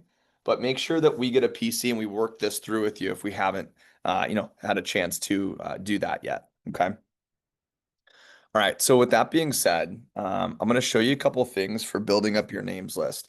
The first thing I want to do is just review real quickly from last time, right? So make sure you texted me and Dylan if you haven't yet. Last week when we went through this, we talked about for the July 13th, for the only thing that matters, it's just getting to 200 names and numbers, right? We talked about how Cutco is the #1 product available in the home product space, if you will, and everyone has the opportunity or deserves the opportunity to purchase it. We also talked about the degree of separation between some people as well too, right? You're always 1, 2, maybe 3 degrees away to giving someone the opportunity to buy Cutco. We talked about the outcome is positive when they when you reach out to someone, whether they book a demo or they don't book a demo, but the attitude should always be a positive thing. Okay. We talked about the belief that 90+% of people are going to book demos with you. Oh yeah, sounds good. How's it going? Right? Or they're like excited to actually hear from you and it's been a while. Okay. Then we went through some advice on, hey, you got to view this with an abundance mindset versus, some people will go into this with a scarcity mindset. And abundance is always going to be the thing that wins over scarcity, right? So being a degree away from separation between different people, we went through some areas, right? We went through 1 degree would be like your siblings network, right? So go ahead and jot down if you don't have this one or if you didn't do this one yet, siblings network, right? So did you have your brother, sister, whoever, if you have siblings, did you get names and numbers from them yet? Right? If you didn't do that, that would be the first thing I would jot down. Number 2 is like, right, anyone else in your family, your mom, your dad, if you hadn't yet. Every time I went back to the well, so to speak, I always booked more demos and I always got more names and numbers, even though my parents were always like, or my mom usually was like, oh, that's everybody I know. And then, I'd come back for a push period and then somehow there was more people on the list, right? So have you gone back and asked, again, I've gone back and asked, I don't know, a dozen times over the years for more names and numbers because they're always meeting new people. We talked about, is it worth it? Is creating your network worth it for you for something that you'll have for the rest of your life? And if you're constantly trying to think of other people, this is going to go really positively to you. Okay. We talked about getting better at recommendations as well too with Dylan's message. Okay. And then we went through and I gave you some ideas on directories, right? So we went through and talked about getting a neighborhood directory. We went through and talked about a church directory. We talked about a school directory as well too, and rebuilding the list. And that you have to have a strong why behind why you want to go for something. Otherwise, it's really easy to to not commit to that or to give up on that. We also talked about who you are in the process and who you are after the process is 2 different people. And you have to remember that this is a completely different job than, you probably had in the past as well too. I never had a push period at the grocery store. Okay. And so spending these 2 weeks, now 1 week on building your list is the thing that you want to spend a lot of time and energy on. So we went through church, we went through neighborhood, we went through sports rosters and old jobs. We went through country club. We did a lot of directories, some of the bigger ones as well too. Again, keep in mind, not all lists are created equal. So sometimes there's a list that is not created as exactly the same. I'd give you an example of like if you call through a church directory and you don't really know them, that's not gonna be as equal as like getting 20 names and numbers from some of your buddies on the football team that like actually know who you are and stuff, right? We also talked about social media DMs, right? And I know a bunch of people were making a lot of progress on this with Facebook was a common one I was hearing from a lot of people with just sending DMs, right? To their mom or dad or whoever's Facebook friends, not asking necessarily do this for me, but can I go through your people and message your people? And I know that that really helped out quite a bit of people as well too. And then the last thing we talked about is you just got to remember that you have the opportunity to earn somewhere between 3,000 and 10,000 plus dollars in 17 days. So it should be hard, right? And if you feel like you have a lot of work to do, and maybe you didn't put as much effort in, or whatever, this last week, or you hung out with people for the 4th or whatever, and you took your foot off the gas pedal. That's fine, but now it's time to put the pedal to the metal, right? We also talked about LinkedIn as well too. Okay, think abundantly, think clearly. So for today, here's a couple things I'm going to give you for ideas. Okay, so number one is go ahead and jot down whitepages.com. I'll actually throw this up on the screen. So go ahead and jot down whitepages.com. And I'm going to walk you through this. So I'm going to do this literally as if I was you going for the push. Okay. All right. So I'm going to type, and then one other thing you can go to is just like Google Maps. So pull these two things up on your laptop, White Pages and then Google Maps. All right. So here is my parents' address in Iowa, right? Okay. So how would I find some of the neighbors? Well, you could try it on White Pages too, but I want the exact address. So ours is 340, right? This one is 310, 290, so on and so forth. So if I click on this one, that one's 310 Woodbine Drive. So on whitepages.com, you can either put in and search someone's name. You can search their phone number if you have the phone number, but you don't know the person's name, or you can search the address as well too. So I'm going to go 310 Woodbine Drive, Marion, Iowa.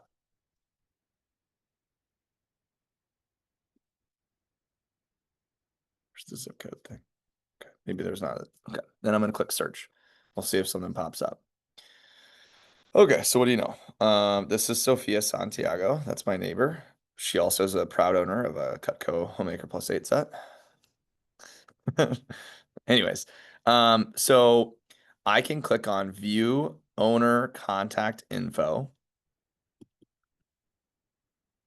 Okay. And then sometimes you can have what do you call it? The home landline. And then if you really want to go for this, right, you can purchase the premium thing, which I'm really only showing you this to show you that, you could get the premium one. And they're even throwing me a deal right now, 5-day trial membership for $1. Okay, so I could try this out for $1 basically. And then what the premium does is go ahead and write premium equals cell phone. Okay, so the premium version gets you the cell phone number. Okay, this is all public information and everything, right? But that's what that one does for you. Otherwise, sometimes you can just get the house phone number, some of the history of the location or whatever. Okay. Oh, 3 phones. And then it brings me right to this, right? So the premium is $11, it looks like. All owner resident. It's $11 a month for that. Or you could do 100 lookups. Gets you is $25. Or this one's 500 for 120. So one of the things you can look at, one-time property report. Okay. Yeah. I'd probably look at this one.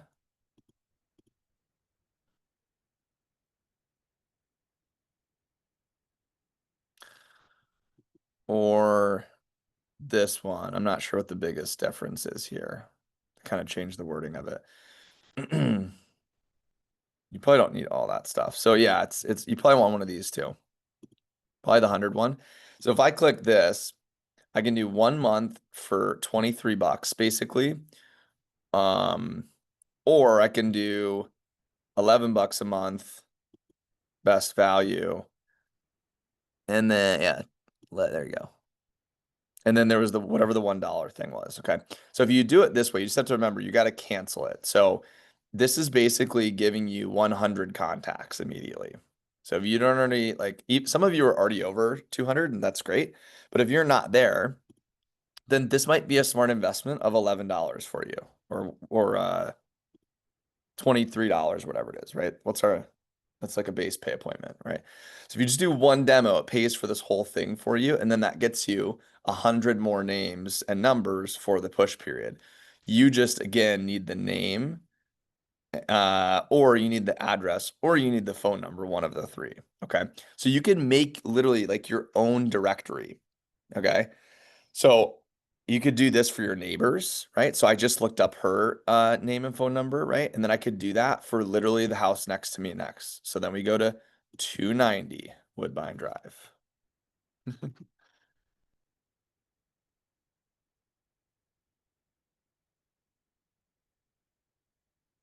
I could type Marion, Iowa.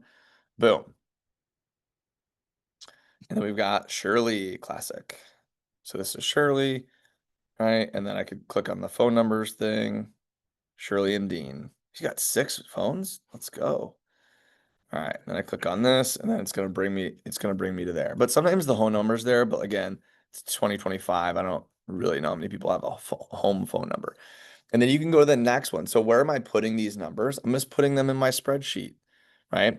So I think this one of the smartest things that you can do to prep for the push is to put all your names and numbers into a spreadsheet, or you could do them all on a piece of paper. I think spreadsheet, obviously, you can't lose that. So that's maybe a little bit smarter.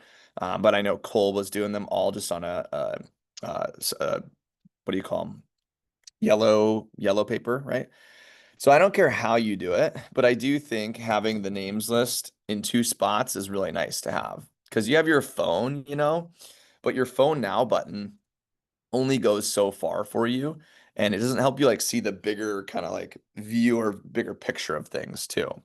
So that's why I like this, which is just a template I could drop in the group me also, and then you can make yourself a copy of this. Okay. But it just says name, phone number, where they live. This is where you write like mom's, work, friend. And then, booked demo or whatever you want to do. You can color code it. I don't care. Okay. But there's this for you as well too. You could also take this and go, Tony, who's one of your buddies' moms that you need the phone number for? No, just give me like the name of one of your buddies' moms that you don't have her phone number. Melinda. Need to go to people. No, last name? Nolte. Nolte. Any idea their zip code or? Yeah,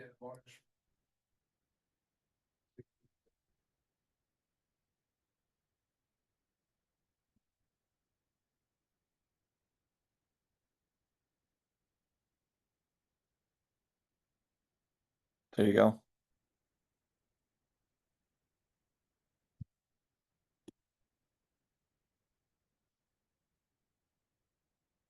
Yeah. Her cell phone's on here. And then you just need to click this, and then, it's going to do that premium thing again. Okay. So you guys get the point. So that's one way you can do it. You could look up anyone's phone number this way. It's so easy. You could also look on Facebook, or you could also just directly ask your friend, which in my opinion is still the best way, because then they know that like, oh, 3 days ago, Tony asked for my mom's phone number and I gave it to him. Now you could still call and say like, oh yeah, I got your number online. If they ask you how you got the phone number, right? Be transparent always. But I think it's a little easier that way. So you can do this with whitepages.com. And you could look up anyone. Same thing with like high school yearbook or whatever you want to, call it. Any of the categories we went through last time. You can find them that way too. Some people's phone numbers again are on Facebook. You've got LinkedIn. We just talked about white pages.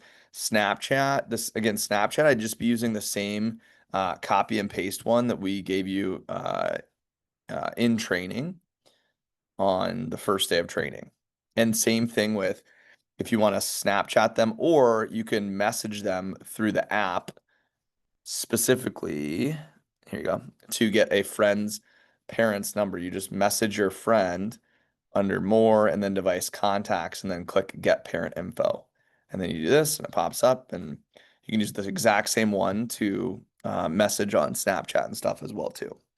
Again, I think you get about 50% of the phone numbers from Snapchat or texting them for friends, parents' numbers as well too. Okay.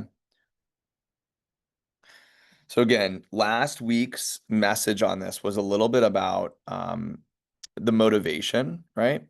And then it was, if I was to lay out what do you want to call it, the cash for you, would you be a little bit more motivated to get those people? Yeah. I mean, think about if I laid out $3,000 on a table for you and said, great, you need to get another, let's say you're at 30 names right now, and you need to get another 170 phone numbers. Okay.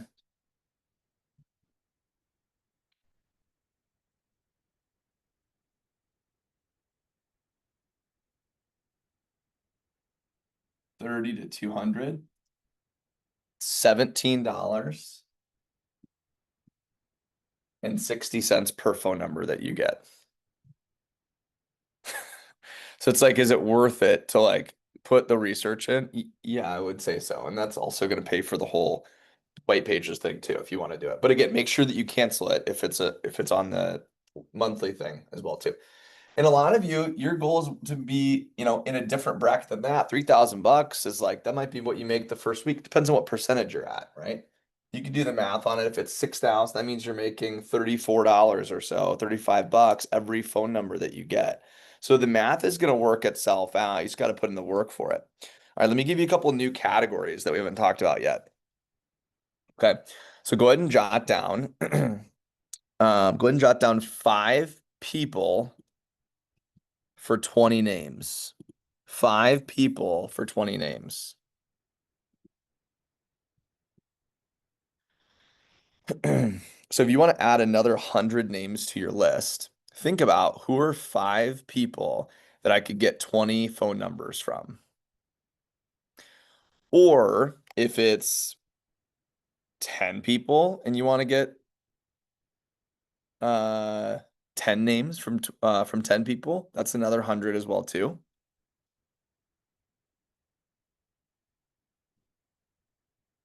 It doesn't matter what it breaks down into, but who are some of those people for you? That's where I would start. So, siblings, friends, parents. Is there a best friend that you can just pay them? Hey, here's $10, here's $20, or hey, I'm gonna take you to Chipotle after my first week on the of the push period, right?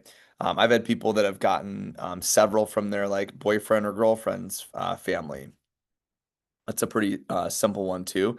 If you share your goals with somebody that cares about you, right, they probably will be willing to help you out. And if there's also an incentive in it for them, I think it's a pretty good win-win, right? So I took both my younger sisters out to Olive Garden um, for hooking me up with I think it was only like 15 each. It was like 30 names and numbers.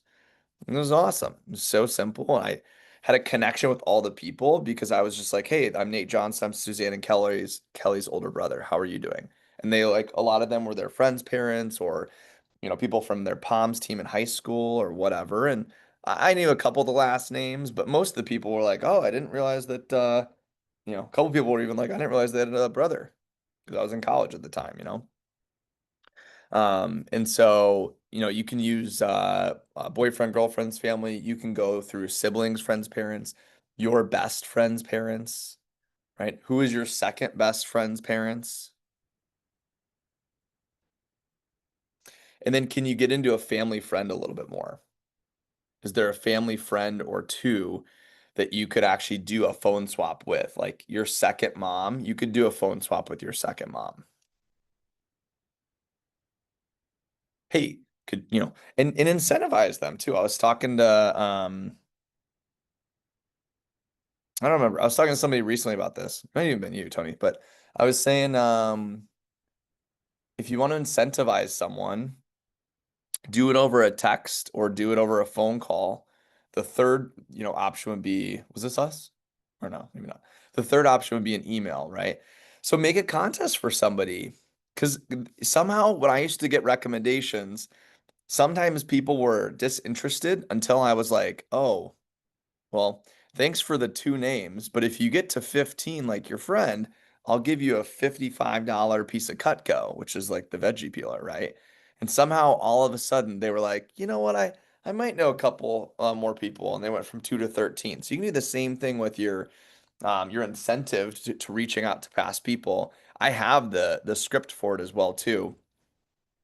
I can also throw into the group me. I gave it to someone last week, but essentially what you can do is you can just say, you know, 10 names and numbers, give them a peeler, right?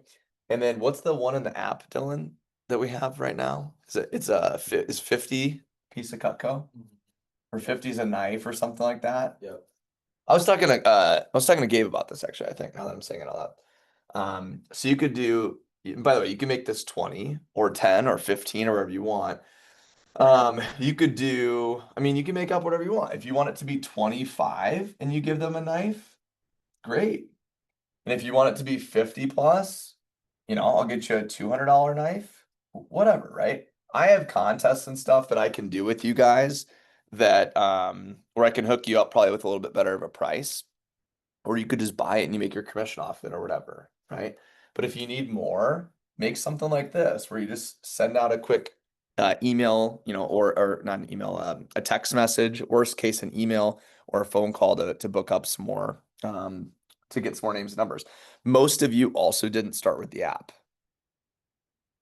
right? So you started doing the app a week or 2 weeks or, a month into the job. And it's like you weren't good at recommendations when you were brand new.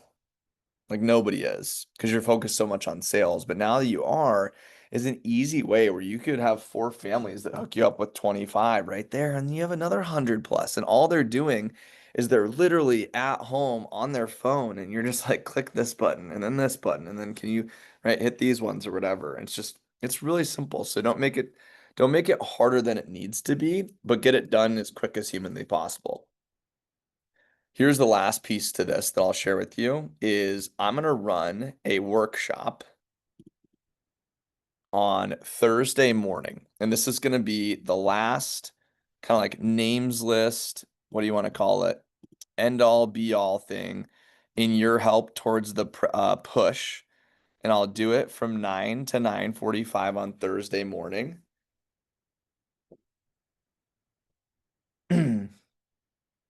And the goal of that is going to be to share you some of the more smaller nuances and then give you accountability or follow up on some of the bigger topics.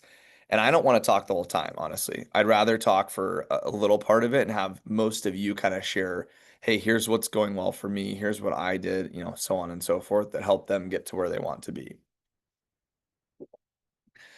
So bring other people up, right? That's what the alliance is about. It's what leadership is about. It's also like we're in this thing together, right? And then again, we have the all day phone jam on the 13th, and then the division meeting is from 12 to 3 on that next Monday, the 14th. Okay. Again, this is all in the group me. It's also on the whiteboard right in front of me as well too. It's also on this schedule, so there should be no chance that you're wondering where the lineup is, so to speak. On Thursday, I'll also release some of those scripts and whatnot as well too, if you didn't take action on them prior to Thursday, 3 mornings from now. But then on Thursday, again, you have Thursday, Friday, and Saturday. You only have 3 days left after that. So really get a lot of work done in the next handful of days to get you closer to where you want to be for the names list. I do have one last thing that I'll show you.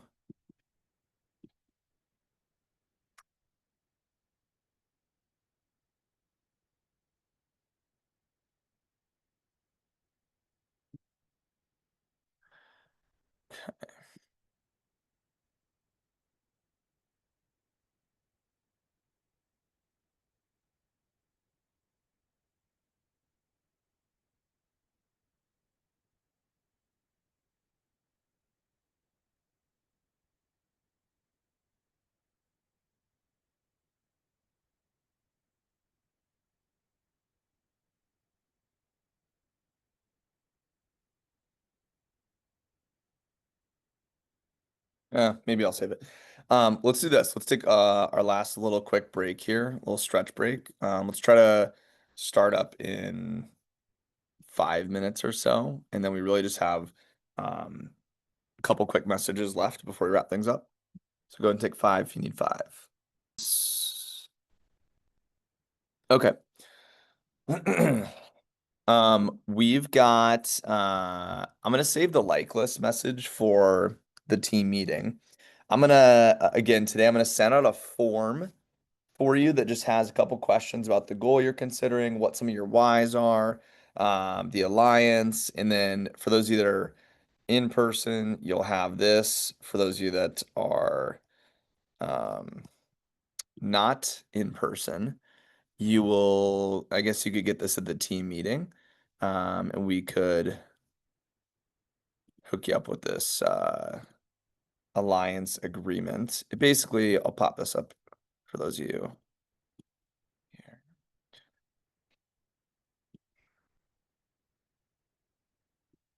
It's kind of weird to pull it up on this, but that could work.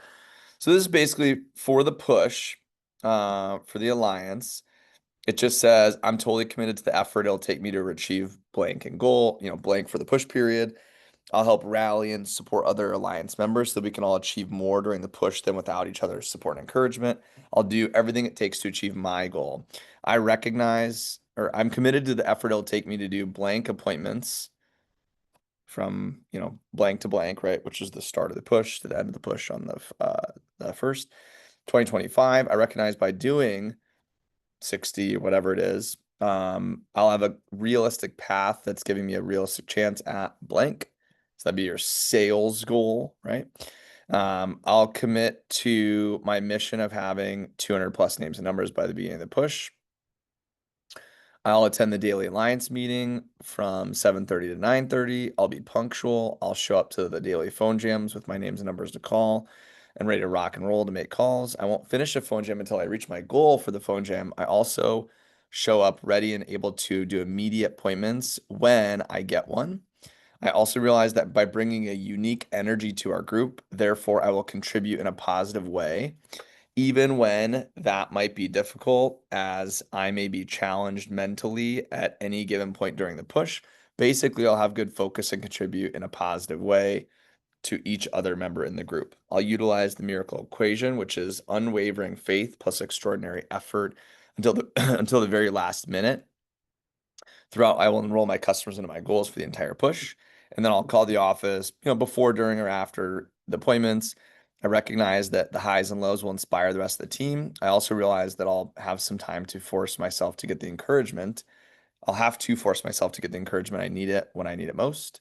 I'll be totally accountable to office, the alliance, and other team members and myself. When I struggle with adversity, I'll talk to a manager to get the guidance I need to navigate the journey. When I hit my objective of 20,000 or 30,000 or whatever it is, my rewards are right. Because we want to know what those are so we can also help you towards whatever your goals are. And then I'll work my plan all the way through the push and I'll stay focused. I'm fully committed to the whole thing. So I'll hand these out. For those of you here, if you're not here, we'll get it to you at the team meeting. And then I will email you or I'll post into the group me the things I'm wanting for like your whys and stuff like that as well too for the agreement. So that's what I got so far. I'm going to turn things over to Dylan, and Dylan is going to, you want to switch spots? Dylan's going to close things out for the meeting here today. Just on just some of the mindset stuff. I kind of gave him his free reign for what he wanted on here, but we titled it as just going for it. And it's kind of like, you have nothing to lose and everything to gain. The only thing that it requires is just hard work. So I'm really excited for the alliance, for the push. Dylan's going to wrap up everything here today, and then I can get out this recording for anything that you maybe missed along the way. That being said, I feel like I'm paused right now. Oh, I'm back. Okay. I'm going to turn things over to Dylan and let me know if you need the host thing again, but you should be good.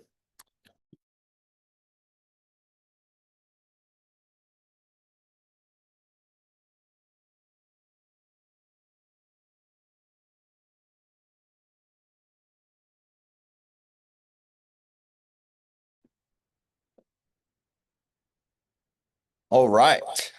Okay. That's there you go. Yeah, so I'm just gonna talk real quick. Is anybody on here even? Everybody's camera's off. Oh, hey Gabe. Okay. Well, I'm just gonna talk real quick on what it kind of means to go for it, obviously, and what that looks like. It really comes down to just your overall mentality. I mean, Nate just said it before this, but there's really kind of four main things I do want to cover. The push is, a little over 2 weeks, and it could, that those 2 weeks could single-handedly, change whoever knows what like the next year, couple years, whatever it might be of your life. So I just want to talk about what it means to overcome, the battles of it, or like the hard parts about the push, and how to stay strong during that. So most people, I feel like, never really just find out what they're really made of, not because, they don't have the talent for it, but it's because they never really commit. So commitment is kind of the first thing. There's a quote. I just randomly saw this on my phone earlier, or not my phone, my laptop. By Tony Robbins. If you're gonna take the island, you have to burn the boats. So, committing means just like, there's no like really backup plans. It's not really something like you don't want to go into the push being like, I'll try to hit this goal. I'll try to, make 20 calls and see how it goes. It's not so much I'll try, it's just like making a decision and then going for it. So it means deciding now before the push even starts. You gotta kind of decide what that is and decide, what you're really going for. You can't just really casually win a push or casually sell 20K. You can't just like, tiptoe your way to the top. You just got to go for it, or you don't. And there's a big difference between trying and just deciding. People that try, they'll just say, I'll give it a shot and see what happens, and hopefully I sell a lot. But deciding is really just like having the mentality, hey, I'm gonna make this happen no matter what. And here's what I need to do to get that done. So you just need a decision, and you need to decide what you're going for. So clear your runway, talk to your coaches a lot, build a schedule that makes sense for you with what you got going on. It's gonna be hard, right? You're gonna have to sacrifice a lot of your time. That's why it's so special though. After commitment, it's really just like, what's your why? Like, why are you, I know we talked a little bit about it today, but like, why are you going for X amount of in sales or whatever it might be. Okay. So you never know it can happen if you just apply all the hard work and all the, these meetings that we're attending right now and everything you're learning into the 17 days. So your why is just kind of your fuel, and it's what kind of will get you up when you don't want to, make those extra calls or do the extra demos. So it's what keeps you going, even when you have 3 no shows in a row or whatever. So why are you doing this push? Is it, to prove something to yourself? Is it to prove yourself wrong, to prove someone else wrong, make a lot of cash? Is it to just grow your network maybe, or to grow personally, mentally stronger, whatever it might be? Just figure that out. Is it to help your family, give back to them? So the push is not really just about, winning a prize or hitting a benchmark. It's really just stepping into who you can become during it. And that's why the push is so special. So it's about not quitting on the person that you know you can be. So you got to dig deep. Mentality is the other thing I kind of have. It's really the biggest thing I see. I'm really big into mentality. I feel like I kind of talk about it a good amount, but it's the difference between an average rep and a great rep. It's really just the mentality. You can have like a great work ethic, but if you don't have the mentality about your work ethic, or like how you're going to go about things, it doesn't really make too much sense. So yeah, you need to have a good mentality with that. And there's really 3 mentalities I kind of came up last minute with carrying into this push. First one, I kind of just labeled it the next play mentality. So it's like every no is just one step closer to a yes. Every bad day is, one day closer to your breakthrough day. You could have 7 demos one day, sell on one of them, which would be pretty bad, but you get 100 sales. Next day you could bring in, 4,000 in sales off of 5 demos. Okay, so don't like dwell over anything or spiral down. Just keep moving on and focus on the next play in the push. Second type of mentality, I named it the earned confidence mentality. So you build a lot of confidence by doing a lot of hard things consistently. I don't know why I stumbled, but so it's just you don't need to feel like hyped to execute. You just need to follow through with your goals. So confidence is built. It's not really like something that's just given. So you actually have to go out there and do it, which will build your confidence even higher. And then the last thing I put on here, let's see, is just kind of like the play to win mentality. So don't play, just to play to win, right? I mean, it's a push period. Play to, be the best salesperson you've ever been. Okay. That's the last kind of mentality I had on there, or like version of it. The push is all just a mental battle. It's gonna be probably one of the hardest things you've done maybe in your life. I don't know. You're gonna work really hard, and the things that are gonna come out of it are gonna be so great. Last thing I had on here was just like trust the process. So you've heard it a lot before, especially today. Trust the process. That just kind of means like if your phone jam isn't going as best as you thought, just trust the process. It'll come through, right? Some people, you can make like 10 calls and only one person picks up. You can't really control that, but maybe the next 10 people will pick up the phone. So trust the demo, right? Trust your coach or your manager. Trust the plan that we come up with you. Okay, the biggest mistake during this push, you all, is to put your head down when it gets hard. 100%. So if you have an off day, the worst thing you can do in the push is have a negative, headspace about it and get down. So that's where the focus to what's next mentality kind of comes in. So every day is not going to be just the best day ever. You're going to have some hard days, right? It's all going to be hard, but it's really just it's going to come down to how you look at it outside of it. So I challenge kind of all of you to just commit, pick your goal. We'll help come up with your goal with you, but come up with your why. Like, why are you doing it? What's your why? Lock it in your schedule. Come up with a good schedule, stay organized. After this, probably obviously keep building your names list for the next week until the phone jam. You got a lot of time. I think that was a great little section today that we did with white pages and everything like that to help build your names list. So keep building that list. The push is right around the corner, so make sure you're doing demos too to kind of get your confidence there, and keep pushing demos, keep building that list. After this, I would go through your demo and make sure you're touching up anything that you want to kind of practice before the push starts, especially adding those slides that we talked about at the beginning of your demo. So get organized with that. Other than that, that's kind of all I have. It just it's going to be really hard, and it's coming soon. So keep doing demos, keep building that names list, and let's go for it. Here we go. Anything else you wanted to add? Okay, we can hop off here. That's what I got. Thanks for everybody that joined us, and we'll speak to you soon.